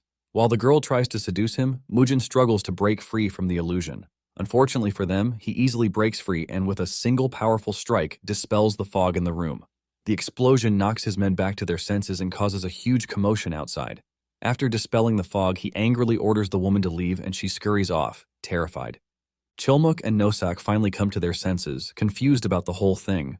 Chilmuk barks at the thug for not giving them a heads up and the guy quickly apologizes. Apparently, the brothel is filled with hallucinogenic smoke to make it more addictive for their targets. This infuriates Mujin as he angrily orders that the pleasure house be shut down at once. He also decides to burn it all to the ground when they're done. He then orders the thug to show them the way to his boss, and the guy complies. A few moments later, they finally find the so-called boss, who's also high on his own turf. Mujin immediately signals Nosak, who swiftly knocks him back to reality. After regaining his senses, the boss questions Mujin's identity, and Mujin proudly introduces himself. Mujin then asks for his rank in the Cheonghwa merchant group. The boss wonders how Mujin found his hideout and replies that he's the deputy chief steward. Mujin then tells the steward that he has 10 days to withdraw every single Cheonghwa merchant business from Songryu town. He also warns the deputy steward to stop all petty attacks against the Hua clan. The deputy steward questions why he should follow Mujin's orders and is puzzled because he has never done anything against the Hua clan. Seeing he's just a clueless pawn, Mujin orders him to pass on his warnings to his superiors. Mujin warns him again that he'll take it as a declaration of war against his clan if the Cheonghwa merchant group doesn't withdraw within 10 days. Mujin's threats terrify the deputy chief steward. Mujin also tells him that the twin flower house will be closed down immediately. On their way out, they set the place on fire to make sure it stays closed for business. That night, the so-called biggest brothel in town burns to the ground, causing a stir. As they head out, Mujin orders Chilmuk to prepare a messenger pigeon the moment they arrive. He plans to involve the remaining two demon brothers in his next plan. Back in the Hua clan estate, Jinhwa and Hyunwoo cause a commotion as they bicker about who should enter the estate first. Elder Joe tries to step in, but the two old geezers completely ignore him. They continue to bicker until Tang's arrival, causing them to stop. Tang wonders why they came, and the two old guys are also surprised to see him there. They question why he came, and Tang proudly boasts that he rushed over on Mujin's personal invitation. This makes Jinhwa and Hyunwoo, who were arguing earlier, unite against him. They protest that they came first, so their business should be the priority. However, Tang refuses to back down and reminds them that he's the Poison Emperor, so he has seniority over them. While the three powerhouses argue about who should go first, Joe sweats buckets, caught in between a fight that has nothing to do with him. He prays silently for Mujin to return before they tear down the estate. A few moments later, the trio finally settles inside the estate, and Tang enjoys his tea as usual, while the others quietly watch him. He then remarks that it's been a while since the three of them have gotten together. Hyunwoo mentions that it's been 5 years since they last saw each other. Jinhwa tells them that she never expected to see both of them in the Hua clan. She further expresses her relief that they both look healthy. Tang then asks why they came and boasts that he's close to Mujin, so there's no need to question his purpose for coming. Hyunwoo tells him that the Hua clan has a karmic bond with the Shaolin Temple. However, Tang replies that he has never heard of any such connections. Hyunwoo explains that his master was the first to discover Mujin's martial talent. Tang finds it laughable that such a petty reason can be considered a karmic bond. But after Hyunwoo quotes a Confucius verse, Tang decides to let him have the last say. He then asks Jinhwa if the Ma sect also shares a karmic bond with the Hua clan. Jinhwa tells him that her sect truly has a closer connection to the Hua clan than both of them. She explains that Mujin defeated the Crimson Moon Sword and saved 2 of her disciples. She further adds that she came to repay the debt. Tang questions how she plans to do that, and Jinhwa says she's offering something precious. She then reveals that she'll directly teach several secret arts of the Ime sect to the Hua clan. Elder Joe is stunned to hear, and as if that isn't enough, Hyunwoo adds that he came for the same purpose. He explains that he's been unable to find a worthy disciple, but after learning that Dojin possesses extraordinary martial talent, he decided to make him his disciple. Elder Joe is not too pleased to hear this news and considers blocking the 2 geezers from scheming while Mujin is away. Since the Hua clan has 2 siblings, male and female, Jinhwa notes that there's no need for them to bicker. Hyunwoo also agrees that they can each take one. Tang reminds them that Mujin's siblings have already been initiated into the secret arts of the Hua clan. Therefore, taking them as disciples into an unorthodox sect is impossible. This is because for the 2 of them to enter the temple ranks, they have to sever their bloodline succession to the Hua clan. Tang sternly warns them that making such a big decision without the right authority present is a bit inappropriate. Sensing hostility, Hyunwoo quickly apologizes. He explains that the rules of the Central Plains are rather stiff. He then clarifies that Dojin doesn't have to enter the Shaolin Temple ranks. Hyunwoo explains that he simply wishes to teach him and leave a mark on the world. Despite that, Joe is still not comfortable with how they're discussing the future of the Hua clan without its head. This makes him quietly wish for Mujin to come back soon. Meanwhile, in the training grounds, the other two demon brothers finally receive Mujin's letter. After reading it, Dongjok tells Jangtae to prepare, as they need to leave right away. Just then, Hye suddenly calls out to them, asking when Mujin will return home. While Hye stammers for the words, Jeong hides behind her, a little scared. Meanwhile, the brothers, who have never even spoken to a girl, immediately freeze stiff, unable to say anything. Back in the Kongdong sect, the sect elders urge their sect leader to make a decision about the Cheonghua group's clash with the Hua clan. One of them says the sect needs to support Cheonghua since the group helped during their tough times. However, the sect leader refuses because they have no justification to interfere. One of the sect masters, Haechan, reminds him that their prized disciple Dobo, the son of the Cheonghua merchant group leader, was crippled by the Hua clan. Another sect master, Jo Kwon, argues that their sect should not meddle in personal disputes. He adds that they already showed support by sending a witness for the duel between Mujin and Dobo, so there's no need to do more. He also reminds them that the Hua clan is an orthodox sect, like the Kongdong sect. Therefore, they can't go to war against a fellow orthodox sect. He finally lets them know that getting involved will only bring great shame to the Kongdong sect. However, the sect leader Haewan doesn't want to completely abandon the Cheonghua merchant group. This is because the merchant group helped them in their time of need, so ignoring them now will be considered unrighteous. Haitian agrees with this while Jokun remains indifferent. But after considering it for a while, Jokun figures out a way to step in without offending both sides. He suggests they resolve the dispute between the two by sending a martial master to mediate without fighting. The sect leader agrees with his idea and decides to send their most skilled and trustworthy martial master, Jayul. A few moments later, Jayul meets up with Hoyan, the deputy group master of the Cheonghua merchant group. Hoyan humbly thanks Jayul for personally coming to help them mediate. However, to avoid any misunderstandings, Jayul warns him that he didn't come to be anyone's sword. He further adds that the Hua clan is a fellow orthodox sect, so he cannot raise arms against them. Hoyan assures Jayul that he understands and has already been briefed by the Kongdong sect leader. After laying down their cards, Jayul and Hoyan decide to set out on their peacekeeping mission. That night in the Pengyang merchant group courtyard, Mujin duels with Cheolmuk to test his progress. Cheolmuk fights with everything he's got, but Mujin easily overwhelms him. After punching him in the gut, almost causing the poor dude to pour his gut out, Mujin slams him into the ground. Meanwhile, two of the merchant group leaders watch the fight in awe. They can't believe that what they're witnessing is simply training and not a death match. Cheolmuk, on the other hand, is completely wiped out after getting his peaches whooped. However, Mujin praises him for improving his stamina and withstanding his crazy punch. Next, Nosak charges in with his spear to show how well he has progressed. Mujin swiftly dodges the attack and strikes back, but Nosak manages to block a few strikes. Mujin tells him he's too slow and decides to show him how a good ambush works. He suddenly appears behind Nosak, giving him pointers on how to move faster. Nosak complains that Mujin is just unreasonably fast, earning him a hard slap on the back for whining. After the training session, Mujin tells Cheolmuk that his movements are too stiff. He advises him to find a new and better way to be flexible. Suddenly, one of the merchant leaders rushes, looking flustered as he calls Mujin's attention to their unusual visitors. He quickly explains that representatives from the Cheonghua merchant group and the Kongdong sect have come to see Mujin. A few moments later, Mujin struts in like he owns the damn place.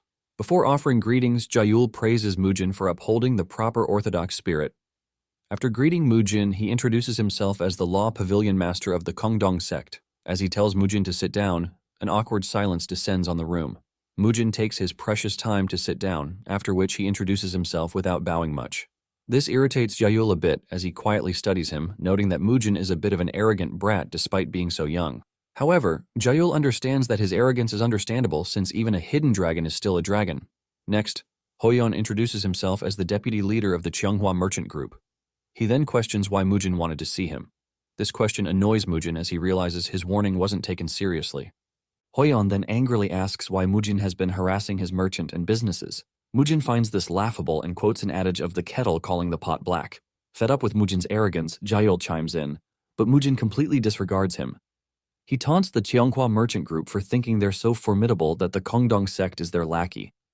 Both Jayul and Hoyon are shocked by Mujin's blatant disrespect. However, Mujin boldly questions whether they think bringing some so-called elder from the Kongdong sect can intimidate or make him bend the knee.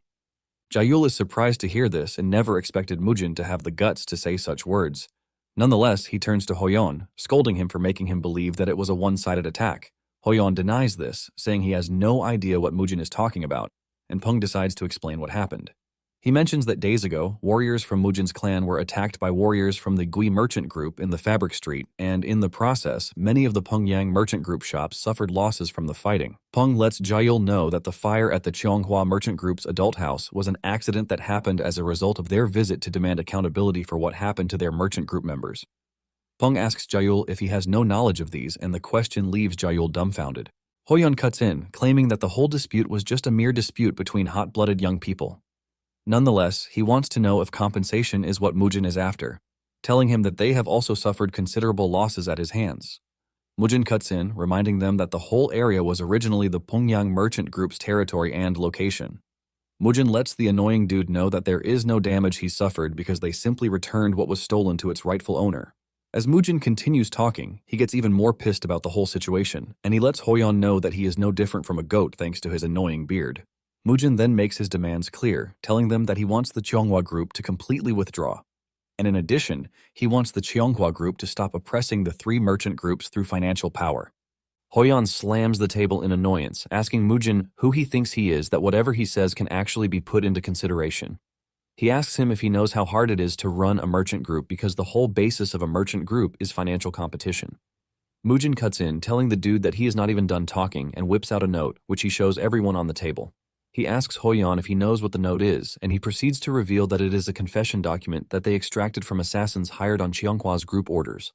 At this point, Mujin is already getting angrier, and his face says it as he asks Hoyeon what gave him the guts to come after his younger siblings. Mujin lets the dude know that he's pretty bold to have come to the meeting to threaten him, and he tells him to give him just one reason for him to spare his life. Mujin's bloodlust overwhelms the entire room as he says this, and even Jaehyul feels it, which causes his body to start shaking. He never expected someone who is barely an adult to have so much aura that it would even shake him. Jaehyul then steps in, urging Mujin to chill out while turning to Hoyeon, asking if it is true that they sent assassins after Mujin's siblings. Hoyeon denies this, claiming that this is the first time he has heard something of such, saying a merchant group has no reason to send assassins after a martial artist. Realizing that Hoyeon is just going to keep denying what it is, Mujin lets them know that he is going to do things his own way. Hoyeon screams as if he is the most innocent man on the planet, telling Jaehyul that Mujin is just trying to frame them for what they didn't do. On the other hand, Jaehyul is regretting the fact that he and his sect got themselves into something way out of their league. Jaehyul tries to make the situation favorable for the Cheonghua group, telling Mujin that his sect and the group have been together for a long time, so it is pretty hard to believe that they are going to use such annoying methods.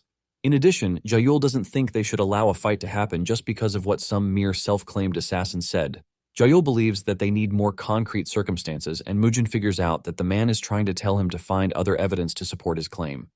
Mujin lets him know that he has no issue with this, but he has one condition, and this is the fact that the Cheonghua group must withdraw immediately, assuring them that if this is done, there will be no need for conflict. Hoyeon is completely overwrought with pride as he believes Mujin is not all that since they have the Kongdong sect backing them. Hoyeon then speaks up, rejecting Mujin's offers, saying they cannot withdraw their business over Mujin's claims, and Mujin lets them know that he is done talking if this is the case. Mujin gets up to leave, telling Hoyeon that they will see if he is still going to be able to maintain the same pride in some days. As he prepares to leave, Jaehyul stops him, telling him that the Kongdong sect's image will be tarnished if he leaves that way. Mujin lets the dude know that he doesn't really care about this because Jaehyul was the one who refused the proposal, so he should face him and tell him that. Mujin also tells Jaehyul that the Kongdong sect has to withdraw from mediating in the conflict while letting him know that there is nothing the Kongdong sect can do. Mujin mentions that he can't believe that the Kongdong sect is defending the Cheonghua group while talking of justice and fairness. Mujin says all they are doing is ordering weaker sects around like children, and he lets Jaehyul know that he is not one of the weaklings they can do such to. Mujin ends his statement by letting the dude know that his trip was a waste. Seeing the way the whole situation is going, Jaehyul realizes that Mujin is even more stubborn than he gave him credit for, but he is worried that the Kongdong sect's reputation will be ruined if he lets Mujin go without bowing to pressure. Jaehyul then tells Mujin that the Cheonghua group has helped their sect in the past, and even though he has no intention of becoming their sword, it is a completely different story with his sect. Jaehyul makes it clear that this could lead to a major conflict, and Mujin lets him know that what he just said applies to the Pyongyang group because they cannot ignore their suffering. He lets the dude know that his sect coming forward is nothing because justice is on their side. Jaehyul then suggests a proposal, telling Mujin that they cross swords and whichever party loses will withdraw from the conflict. In addition, he promises his cooperation in finding those who attempted to kill his siblings. Mujin, being Mujin, wastes no time agreeing to the terms. Moments later, they step out to take on each other in a duel, and Pung is busy praying that Mujin comes out victorious. But Cheolmuk just stares at him with a question mark on his face because he clearly does not know who Mujin is. Before the fight starts, Jaehyul makes it clear that the losing side will withdraw from the fight immediately, and Hoyeon agrees to this. Deep down, Hoyeon is rejoicing that they have finally put Mujin where they want because there is no way he is defeating Jaehyul. Before the fight begins, Jaehyul is convinced that Mujin was able to defeat the Crimson Moon Sword by luck because the energy he is feeling from him is ordinary. He plans to just cripple one of Mujin's arms because he considers him a rising talent, and he doesn't want to end his career right there. Jaehyul declares the match open, and before he can blink, Mujin dashes toward him and delivers a strike that completely knocks him out. Moments later, he wakes up to see Mujin severely aura farming in front of him, while suggesting that Jaehyul admit his defeat. Jaehyul is left in complete shock as it properly dawns on him that he lost the match. Even Pung is celebrating Mujin's win on the side, and Cheolmuk lets him know that this is normal for Mujin. While Pung is celebrating, Hoyeon is losing his mind because he never anticipated such an outcome. Following his promise, Jaehyul lets Mujin know that the Kongdong sect is now withdrawing from the matter. With this, Jaehyul leaves, and Hoyeon's face screams for help, but there is no one to help him. After Jaehyul is gone, Mujin tells Hoyeon to run his mouth just the same way he was when Jaehyul was there. Hoyeon immediately becomes a totally humble person, and he tries to gaslight Mujin, but Mujin orders him to go on his knees if he doesn't want to lose his head. Mujin lets him know that there are two options on the table for him, and the first one is that he shouldn't concern himself with what is going to happen to Bu Choyeon and their chief steward because they crossed the line, and there is no way they were going to live long. Mujin says that after he is done with them, he wants the Cheonghwa group to withdraw while handing over a 30% stake to the Pyongyang merchant group in the tea sales monopoly, which they hold in Hubei. Hoyeon stammers, trying to argue with Mujin, but Mujin reminds him that there is still a second option, and this is the option that fully puts them at war. He assures Hoyeon that he is going to slaughter anyone who gets in his way, while urging him to send more people from the Death Forest faction because he would like to wipe them out. Mujin assures Hoyeon that if they pick the second option, he is going to make sure that the Cheonghwa group disappears without a trace, while the Pyongyang group takes their place instead. Mujin looks completely terrifying while telling Hoyeon this, and he can clearly see that he is even more serious than before. Seeing this, Hoyeon figures out that it is a risk to gamble with the fate of the merchant group because he didn't even expect Jaehyul to have lost to Mujin so easily. He has no choice but to pick the first option, believing that the group leader will definitely understand his reason to have done this. Later on, the Cheonghwa merchant group, Lee Suman, is in his bed when a strange person arrives in his room to cut him up. Bu Choyeon also wakes up to an armed, masked, scary figure in front of him, and he suffers the same fate as his chief steward. Some days later at the Pyongyang merchant group, Cheolmuk finally reunites with his brothers. The brothers let Mujin know that it was a bit stressful tracking down the Death Forest faction dudes who escaped from them, but after catching up to them and relieving them of their arms, they had no problem writing a confession. Nosak mentions that Mujin's reputation is now all over because everyone was just bowing the moment they heard his name. Mujin asks about Bu Choyeon and the annoying steward, and they assure Mujin that they left them completely torn apart. Mujin is pleased with this, and he tells them to make sure that the incident remains a secret.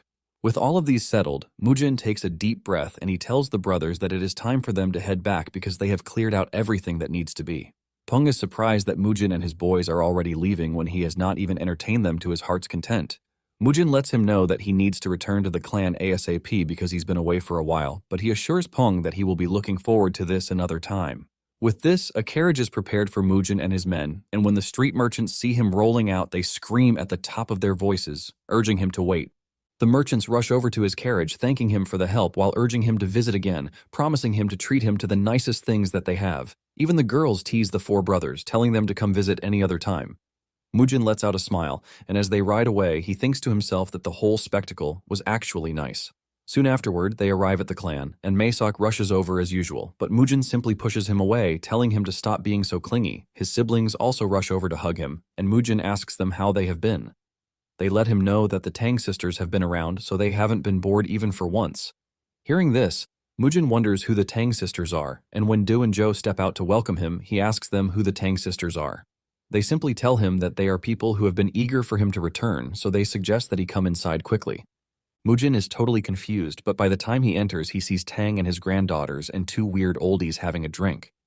Tang happily welcomes him, and the moment he spots Mujin, her eyes light up in complete excitement as if her long-lost love has just returned. She quickly gets up to greet Mujin, and they are in the middle of this when Zhang cuts in from behind, talking about how handsome Mujin is. She lets out a beautiful smile while telling Mujin that she is so glad to have finally met him. Tang is also excited about the whole thing, and he urges Mujin to introduce himself to his granddaughter, which he quickly does. Tang then communicates with Mujin telepathically about the two other visitors, telling him to be careful because he might end up losing both of his siblings. Hyunwoo then introduces himself to Mujin, telling him how good it is to finally meet him. At the same time, Jinhwa of Ma does the same, and seeing how intentional the two are, Mujin assures Tang that he is going to deal with them himself. Tang then tells his granddaughters that they need to give them some privacy. After stepping out, he scolds Zhang for saying such embarrassing things in front of Mujin. But Zhang doesn't think she did anything wrong, telling her sister that Mujin was even more handsome than she thought. Hye grabs her head in frustration, and while still dealing with this, Zhang spots the four brothers, and she extends her greetings to them while urging them to continue protecting Mujin. The four brothers, who have always been shy around girls, just stand there in shock, totally unable to mutter a single word. Inside, Mujin asks Jinhwa and Hyunwoo why they came to the clan because he knows that there are no connections between his clan, Ime, and Shaolin. Jinhwa mentions that some days ago, they heard that he saved their sisters from the grasp of bad guys, and because the kindness preserved Ime's reputation, there was no way they could brush it aside. Mujin tells Jinhwa that it just came out the way it did, so it isn't such a big deal. However, Jinhwa insists that kindness must be repaid, and as repayment, she wishes to pass on Ime's secret arts to the Flamehua clan. Jinhwa mentions that the secret arts are not normally passed down to other sects, but the sect leader has made the decision that the kindness Mujin showed was great enough to warrant such a favor. Mujin admits that receiving such secret arts is a big opportunity, but he would like to know who they plan to pass on the secret arts. Mujin lets them know that he has already mastered the unique clan arts and his two siblings are also mastering the clan's secret arts. Talking about the elders of the clan, Mujin says they are already too old to be made disciples, and Jinhwa straight up tells Mujin that she would like to pass the arts down to Soyeon. Jinhwa tells him that she will be able to train sufficiently while mastering their clan's secret arts, so they don't have to worry about this. Mujin lets the lady know that Soyeon is the only sister he has, so there is no way he is letting her teach her the secret arts of Ime. Jinhwa figures out that Mujin is worried that this will make them record Soyeon's name in their sect, but she assures him that this won't be the case. Tang quickly talks to Mujin telepathically, telling him that the bond between a master and a disciple is not something that can be easily severed. Mujin is about to reiterate what he said when Soyeon shows up in the back screaming out her brother's name while telling him that she would like to learn what Jinhwa is offering, which is the snow-drifting, cloud-piercing palm strike. Mujin turns around in shock, realizing that they already did something to Soyeon while Jinhwa, on the other hand, wears a face of satisfaction. Soyeon walks forward, telling Mujin that she is really interested in learning the palm strike that Jinhwa showed her. Mujin pats his sister on the head while asking Jinhwa what she showed Soyeon, and Jinhwa replies that it is nothing much because all she did was show her a basic palm strike. Soyeon starts glazing the technique, saying it is so strong and she has never seen anything as strong as it before. Soyeon mentions that Jinhwa had promised that she would be able to learn an even stronger palm technique by the time Mujin comes back. Mujin takes a deep breath after hearing this, and he thinks about all the parameters. He knows that the Flame Emperor's red flame art is an advanced martial art, but at the same time it is a yang-based technique.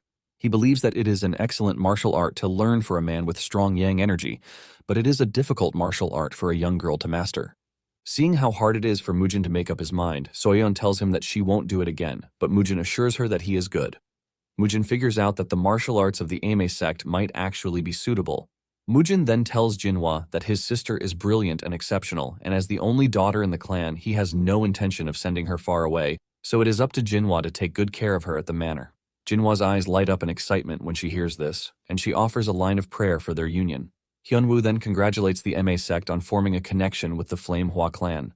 Deep down, Hyunwoo is already thinking of how he has to obtain Dojin because he is amazing. Even though Dojin's martial arts talent is exceptional, Hyunwoo is more interested in him because of his character. He has noticed that Dojin is calm and composed, but even with these, he has a competitive spirit that burns within his chest like a flame. The moment Hyunwoo sets his eyes on Dojin, he realizes that he is exactly the disciple he's been looking for, so there is no way he is going to let him slip away. Hyunwoo tells Mujin that he has to inform Dojin of what just happened, and Tang quickly warns Mujin, telling him to be careful because the second snake is already making its move. Mujin is surprised that Hyunwoo wants to form connections with a secular martial clan, and he lets him know that it is quite burdensome. Hyunwoo smiles, saying that as practitioners, they might distance themselves from the secular world, but this is just a circumstance. Hyunwoo boasts about how he has finally encountered the correct karmic connection to transmit enlightenment, so his personal circumstances wouldn't matter that much. Hearing this, Mujin realizes that he is dealing with a formidable person. Mujin tries to take the diplomatic approach, telling Hyunwoo that his younger brother has an important destiny and he must master their clan's secret arts. He lets Hyunwoo know that their circumstances don't permit sending Dojin to be his disciple. Hyunwoo quickly counters this, saying he has no intention of taking Dojin away. He suggests that they provide him with a small room so he can gradually teach Dojin from the side. Mujin is shocked to hear that the old monk is willing to stay at the manor, but Tang urges Mujin to keep his guard up. Mujin then tells Hyunwoo that he has to know what his brother has to say first, and he suggests that they step outside. Mujin then calls on Dojin to inform him that Hyunwoo is looking to take him on as his disciple. He asks Dojin what he wants to do because he also has a mission to inherit his grandfather's secret arts that he could not achieve. Dojin lets Mujin know that he has no thought of abandoning his grandfather's secret arts, but he truly wants to learn the technique that Hyunwoo showed him. Mujin is taken aback when he hears this, leaving him to wonder what Hyunwoo and Jinhwa had done while he was away. Mujin turns to Hyunwoo, asking him what he showed Dojin, and Hyunwoo tries to act all humble, saying it is nothing so serious because he only showed him a small portion of what he is capable of. Hyunwoo then decides to demonstrate what he showed Dojin, but he lets them know that it is nothing as serious as Tang's capability.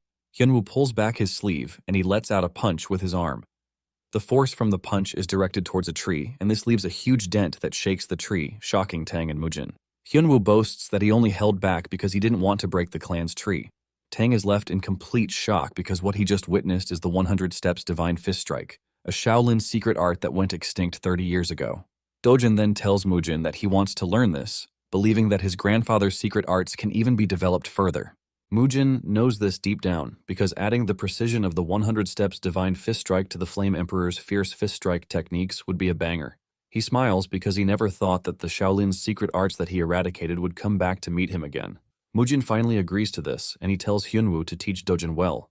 In the end, Hyunwoo also managed to obtain Dojin as his disciple, and later that night, Tang and Mujin sat down to talk. Tang makes fun of himself, saying he tried his best to stop the two from getting what they wanted because he hates losing talents from Sichuan to Mount Song. Nonetheless, he knows that such an opportunity will not come twice, and Mujin cuts in, asking him if he would have entrusted his granddaughter to Aimee. Tang quickly says no, and Mujin tells him to listen to himself then. Mujin asks him why 3 heavenly bodies have to emerge from one household, and Tang is surprised that this actually exists. Mujin mentions that it is a physique that is opposite to demonic energy, but shows exceptional achievement in orthodox techniques. Hearing Mujin talk about this, Tang remembers one of the reasons why he wants Mujin in his household, and he asks him what he thinks about Zhong. Mujin yells at Tang, reminding him that he already made himself clear. Tang is surprised that he is still maintaining this stubborn act, and he asks him if he is not into men, but Mujin disputes this. Moments later, Mujin asks Tang what he sees in him because he is much younger than him, but he lets him speak disrespectfully to him. Tang is impressed that Mujin finally noticed, and he lets him know that he doesn't feel the presence of an age difference with Mujin. He says it is as if their conversations flow in sync, as if he is talking to an old friend he has known for a long time. Mujin smiles when he hears this, and he mentions that many years ago, there was a woman he loved, and he was even willing to abandon his life as a martial artist to disobey his master's sole final wish, just because of this woman whom he loved dearly. Tang doesn't essentially take the story seriously, and Mujin continues narrating. He mentions that the woman he is talking about was born with nothing, and she managed to raise 2 younger siblings without wanting anything. She basically struggled by herself without anyone providing help for her, which shows how pure and noble she was. Mujin talks about how much integrity she has, and Tang asks him why he is no longer with the woman. Mujin smiles, revealing that she actually died, and Mujin reveals how foolish he was to think he could walk the path of an assassin while keeping an ordinary woman by his side. He mentions that the woman and her 2 siblings were killed at the hands of orthodox warriors who were coming after him, and this is where his path to start tearing through all 9 sects began. Tang is taken aback when he hears this, and he starts wondering if Mujin is in his right mind. He asks him if he is drunk or something, but Mujin assures him that he is perfectly sane, and he is only telling Tang about his past and his revenge. He mentions that the fight with the Namgung clan was where the whole thing started, and even though it was something small at first, it eventually skyrocketed into something that led to her death at the hands of Namgung Cheonyong.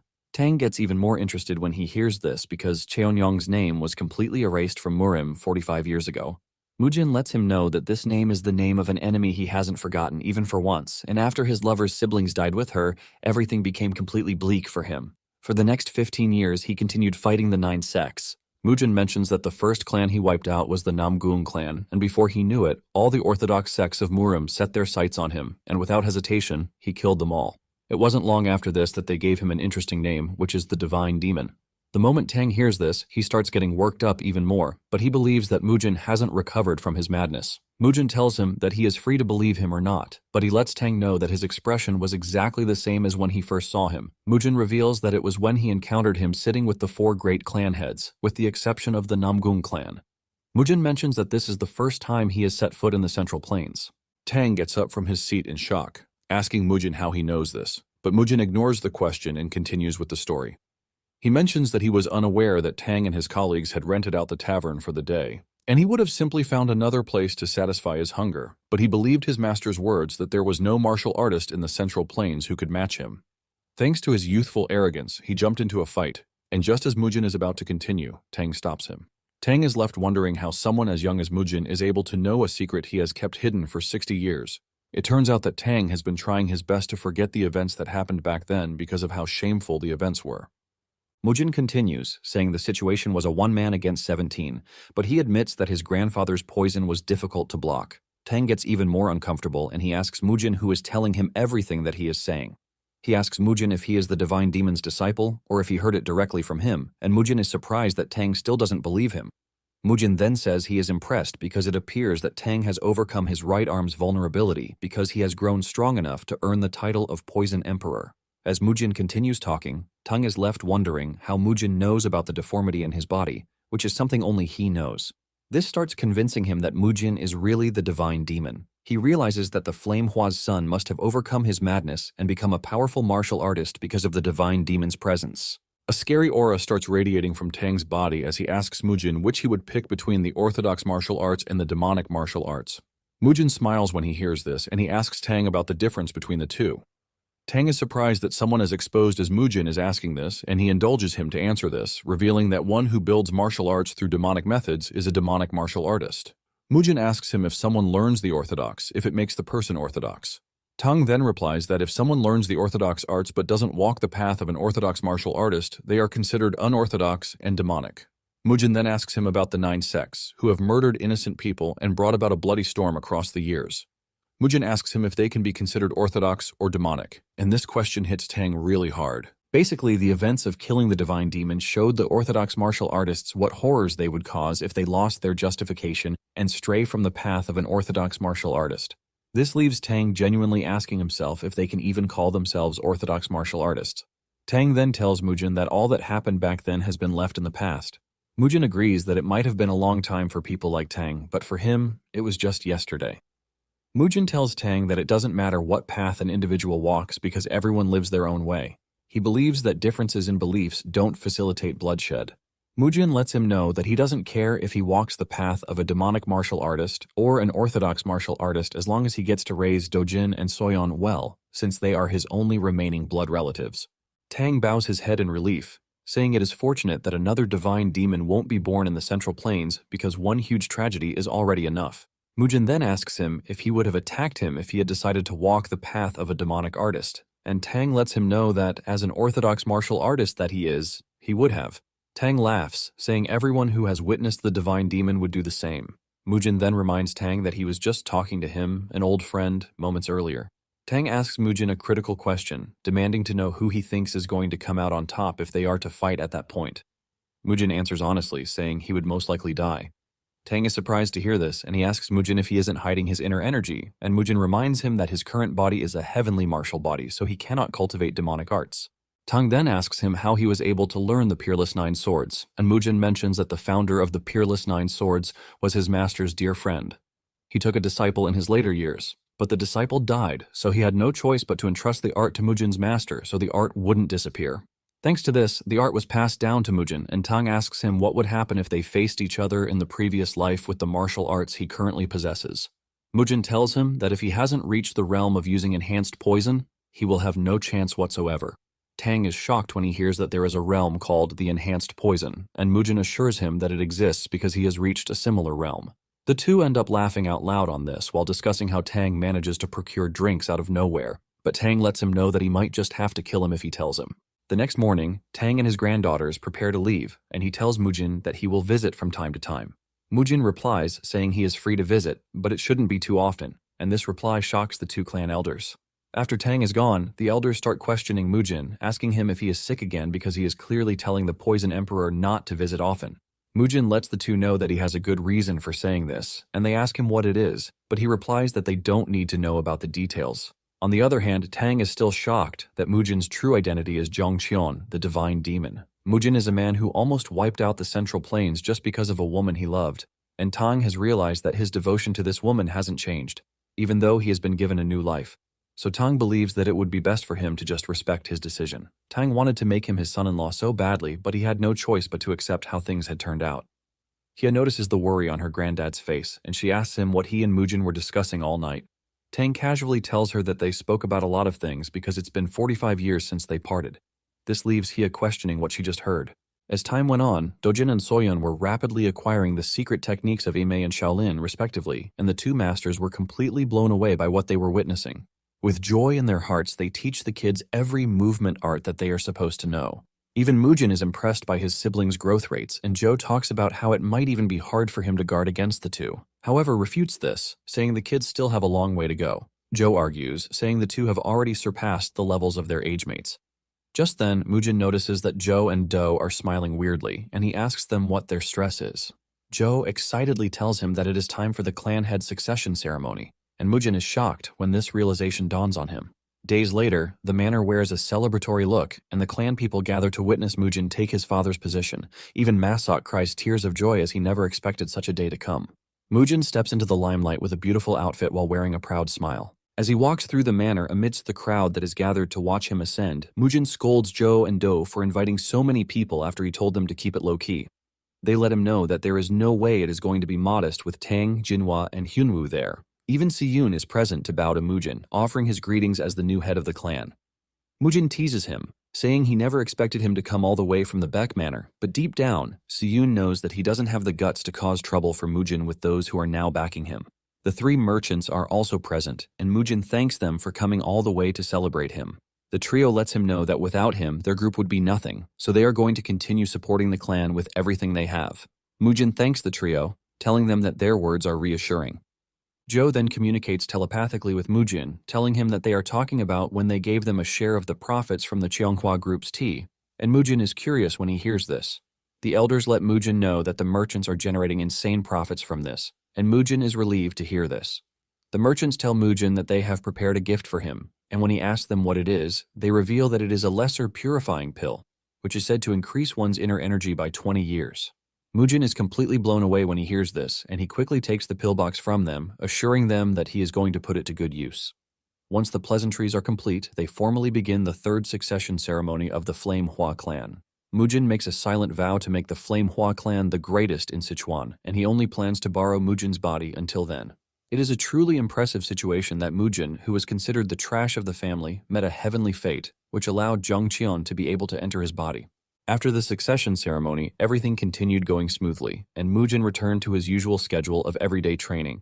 He is in the middle of one of these training sessions when he is approached by the two clan elders, who tell him that it is time to head to Mount Song.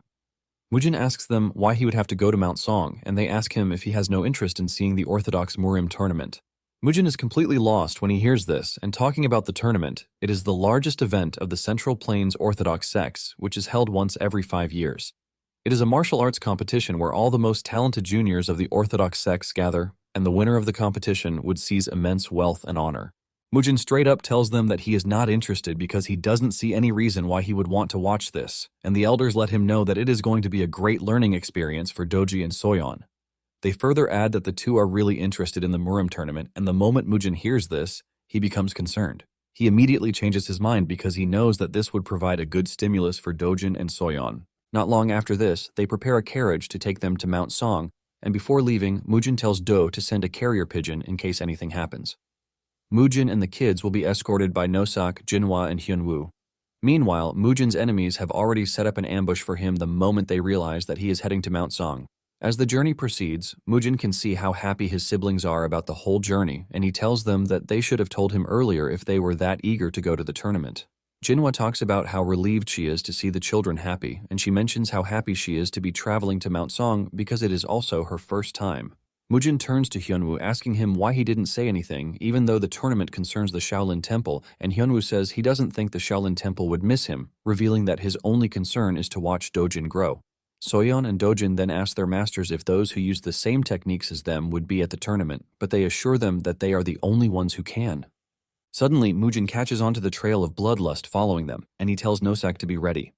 Just as he predicted, there are 30 warriors riding behind them, and there are also 2 strange fellows who have been stationed ahead, and with this, the leader of the enemy squad is convinced that Mujin stands no chance. Ahead of the carriage are the 2 crazy fellows who have burned down a merchant's carriage to block the path, and they are toying with the poor merchant while introducing themselves as the Fire Shadow Twin Elders. They promise to kill the poor merchant painlessly, but end up tearing his head off while crushing it with their ugly hands. The twin with the red head is called Chu Myonggun, and the one with white hair is Cho Gayak. The moment the carriage comes close to where the fire is burning, everyone else in the carriage senses the intense bloodlust coming from all over. Mujin grabs his sword and tells everyone else to stay put while he handles the situation. The twins are surprised that only one person is stepping out of the carriage, since they were told that the occupants of the carriage would be more than 4. Mujin walks forward asking the twins who they are and why they are blocking the path. The twins then ask him if he is the one they call the Hidden Dragon, and the moment Mujin hears this, he figures out that the 2 were sent by the Crescent Moon Sword Sect.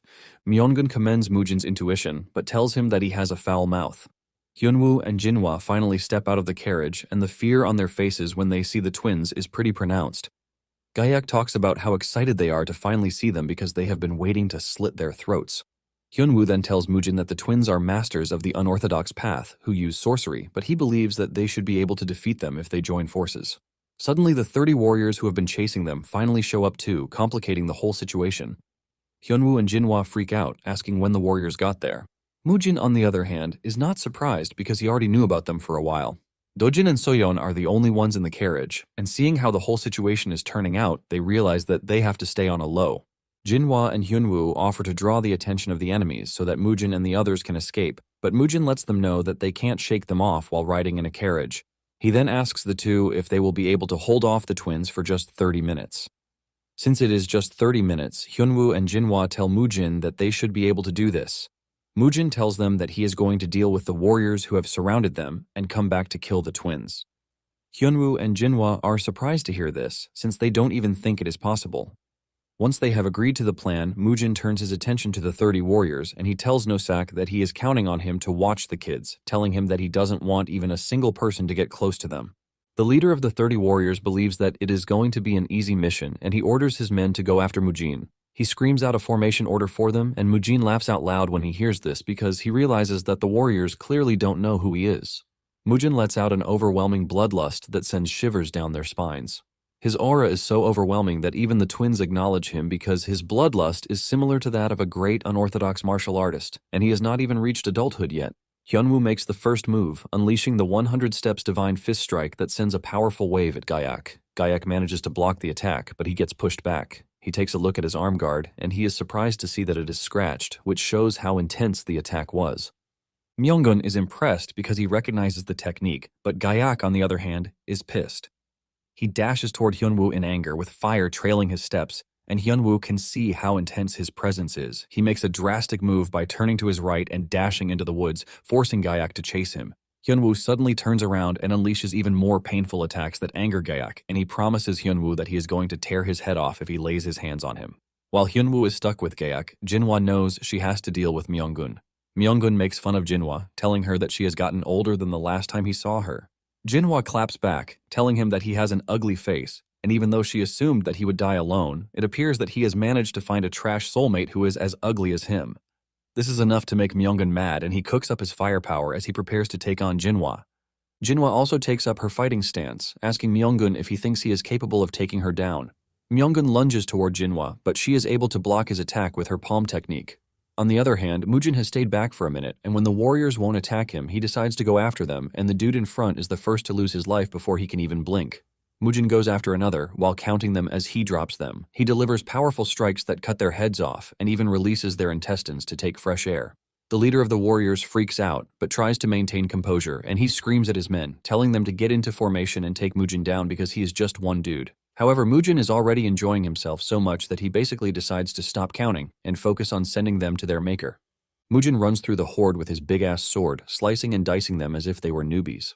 One dude gets so unlucky and gets separated from the waist up, but the leader of the squad still believes that they can take Mujin down just by maintaining a stupid formation to attack him simultaneously. The leader is left wondering how it became so hard for first-rate warriors to take down just one person. Seeing how badly things are going for them, the leader of the squad tells some of his men to turn their attention toward the carriage to kill Mujin's siblings. They acknowledge the order, and they rush towards the carriage. But Nosak stands his ground and prepares to show them why he is put in charge of taking care of the kids. They attack him simultaneously, but he manages to stop their advance with his long weapon. One of them gets smashed in the head with Nosak's weapon, and this lets them know that Nosak is not a pushover. Nosak starts glazing himself, talking about how he is one of the 4 brothers, and even the kids are forced to cover their heads because of how cringy this is. Nosak pushes them back with his reckless charge, but suddenly 2 arrows come from the left direction, hitting Nosak in the shoulder. He turns to his side and realizes that there are 2 arrows over there, and they were aiming for his head, but hit his shoulder instead. With the archers turning the tide of the battle, the squad rushes toward Nosak, and Nosak freaks out because he's about to be overwhelmed. Suddenly, Mujin flies past in a flash and cuts the archers in half before doing the same to those who want to overwhelm Nosak. Mujin is so fast that even his siblings didn't know that he was the one. The squad leader screams at the top of his voice, telling his men to maintain the pressure, but Mujin reaches him before he knows it and renders him headless. Back to Jinhwa and Myeongun. Jinhwa is trying her best to push back Myeongun, but he is just too strong. He taunts her, asking her if she has been playing around all these years. Jinhwa gets mad, and she hits Myeongun with a more powerful palm technique, but this only makes the dude ask for more. On the other hand, Hyunwoo loses his advantage, giving Gyak the chance to grab him, and he slams him hard into the ground. Hyunwoo frantically unleashes his technique, but Gyak easily dodges everything, while telling Hyunwoo that there is no way he is allowing him to hit him again. Gyak overwhelms Hyunwoo and punches him in the chest, and the attack is fatal enough for Hyunwoo to cough up blood. After breaking his chest, he grabs Hyunwoo and flings him into the distance like he is nothing. Meanwhile, Jinhwa is about to overwhelm Myeongun with a powerful technique when she sees Hyunwoo being thrown to the ground like trash. She is distracted by this, giving Myeongun the chance to hit her in the tummy before slamming her head into the ground. The two are about to meet their end when Mujin shows up, blocking their attack.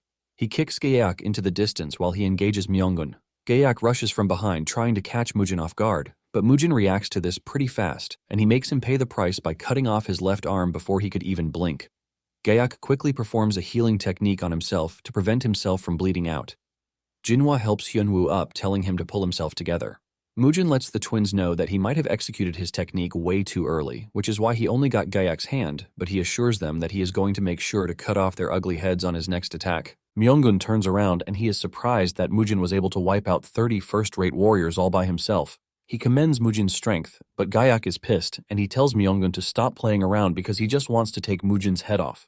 Myeongun acknowledges this, and the two start charging up their powers, which they have not done in a long while. Jinhwa sees this and realizes that the two are about to show what they are truly capable of, and she communicates with Mujin telepathically, telling him that he has to be careful because the two are dangerous together. Mujin appreciates the warning and lets her know that he is going to keep it in mind. The two lunge toward him at the same time, but Mujin places his sword in front like a shield, using it to block their initial attack. However, he soon realizes that he is getting pushed back by the two, and before he knows it, he senses that the attack is traveling through the sword, hitting him really hard. Mujin is about to be overwhelmed when Hyunwoo and Jinhwa step in to use their techniques to give Mujin some leeway. However, this grants them another wave of pain as the twins beat them up for interfering in the fight. Just then, Mujin tells the two not to interfere in the fight any longer, saying he is going to handle the twins himself. The twins intensify their attacks because of how arrogant Mujin is, aiming to see how he plans to hold them back all by himself. Mujin fully commits to the fight as he starts fighting recklessly, and he kicks Myeongun in the face before smashing his head into Gyak's face. He almost cuts Gyak's head, but he narrowly dodges the attack. Myeongun punches Mujin in the chest, but he blocks it with his sword, and he gets pushed back. The two then unleashed a joint attack called the Fire Dragon Destructive Palm Strike, which Mujin's sword fails to block, and the wave of the attack travels into his body. Mujin is sent flying into the distance and is only blocked by a tree. However, things look grim for him as his chest lights up in flames. Hyunwoo and Jinhwa freak out when they see this because they know the repercussions of what is currently happening. Mujin crashes to his knees and can sense the fire energy moving through his body, and he knows that failure to suppress this means he is going to be burned from the inside out. The twins mock him, telling him that in 7 minutes his internal organs will start to burn, which means he is done for. Gyak then suggests that they tear Mujin apart first, but this only triggers Mujin's fighting spirit. The two dash toward him with their powerful palm technique, but Mujin blocks it with his right hand, and he makes sure to hold them down. The two mock him, asking him if he thinks he can block their attack. A thick armor would even be useless. Mujin then resorts to using reflective energy to deflect the fire energy, and this blows back really hard. Gyak screams out in pain, and the moment Myeongun turns around to check on him, Mujin swings his sword with his left hand, cutting their heads off with a single strike. Everyone watching is left completely astounded when they see this, but the fire is already taking root in Mujin's body. He coughs up blood that is basically fire, and his people start rushing towards him. However, the two elders tell the kids not to come any closer because the fire energy might spread to them if they are not careful. The two watch as their brother suffers in pain, and Mujin struggles as he tells Nosak to get him the lesser purifying pill in his bag. Nosak rushes over to get the pill, and Mujin wastes no time swallowing it. Mujin tells them that he has to purge the fire energy, so he urges them to guard him while he is doing this. He tells them to surround the area and make sure that every direction is guarded, but he urges them not to get close. Mujin gets into the cultivation position and realizes just how difficult the situation is. He figures out that any further delay will put his meridian in danger, so he has to use the inner energy of the lesser purifying pill to suppress the fire energy. By directing all the fire energy into his middle core, he is able to spill out all the fire energy through his mouth, as if he were a dragon. After expelling the fire energy from his body, he passes out and Hyunwoo examines him. He confirms that the fire energy is gone, but Jinhwa suggests that they rush to Ganluo County immediately.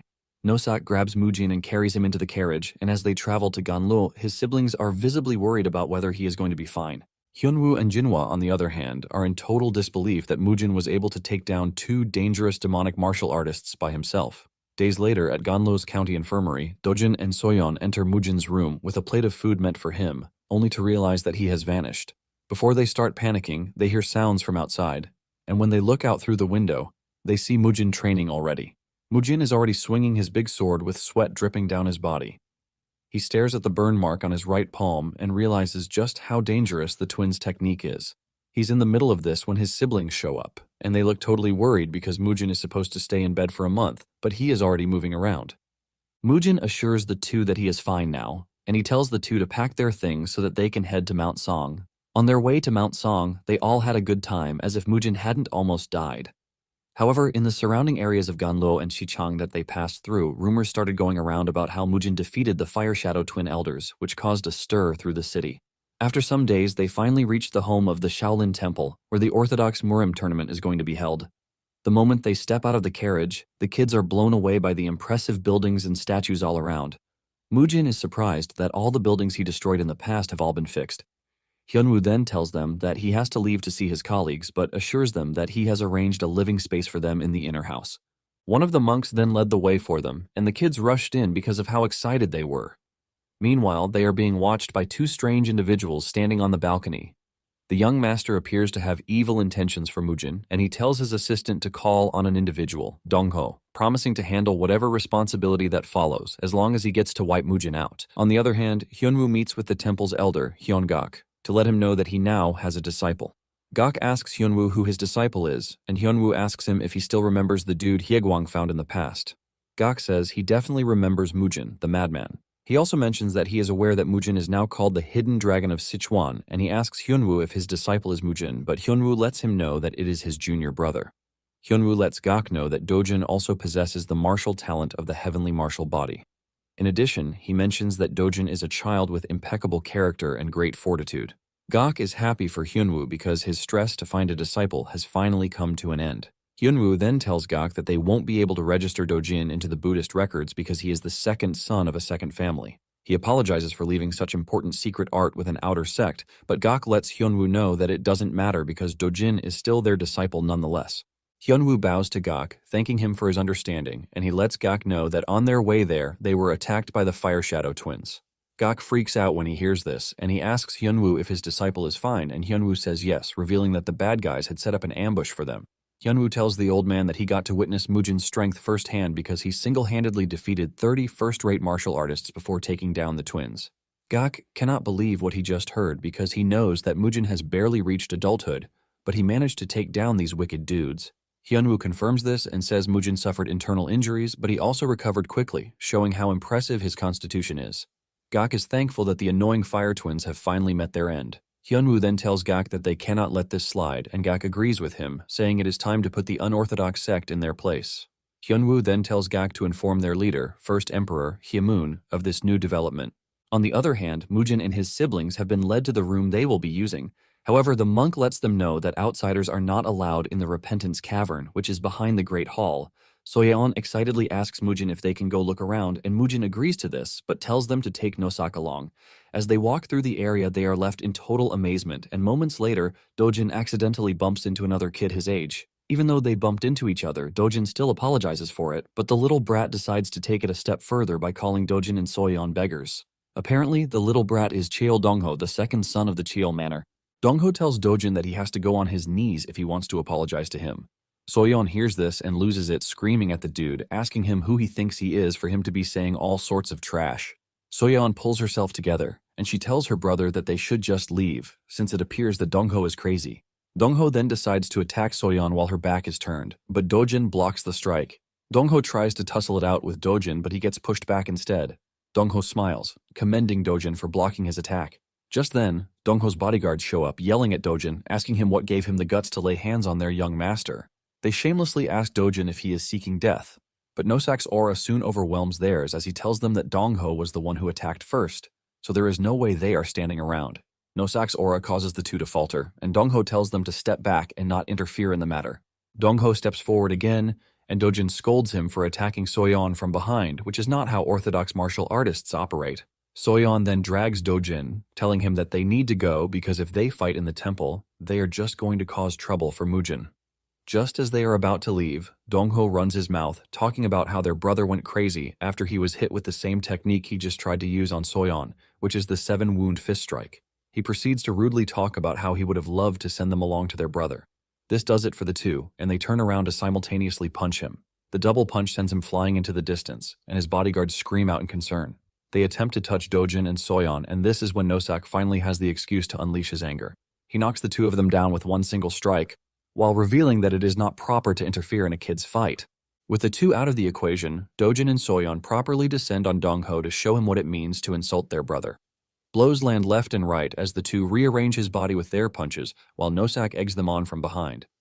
Dojin and Soyeon stand tall above him, telling Dongho that everything that is about to happen to him is his own doing because they were about to walk away. Dongho watches in horror as the two show him what it means to be on their wrong side. Meanwhile, Mujin is back in the room, and he can hear the commotion outside. He could sense that a fight had broken out, but he didn't want to bother himself with it.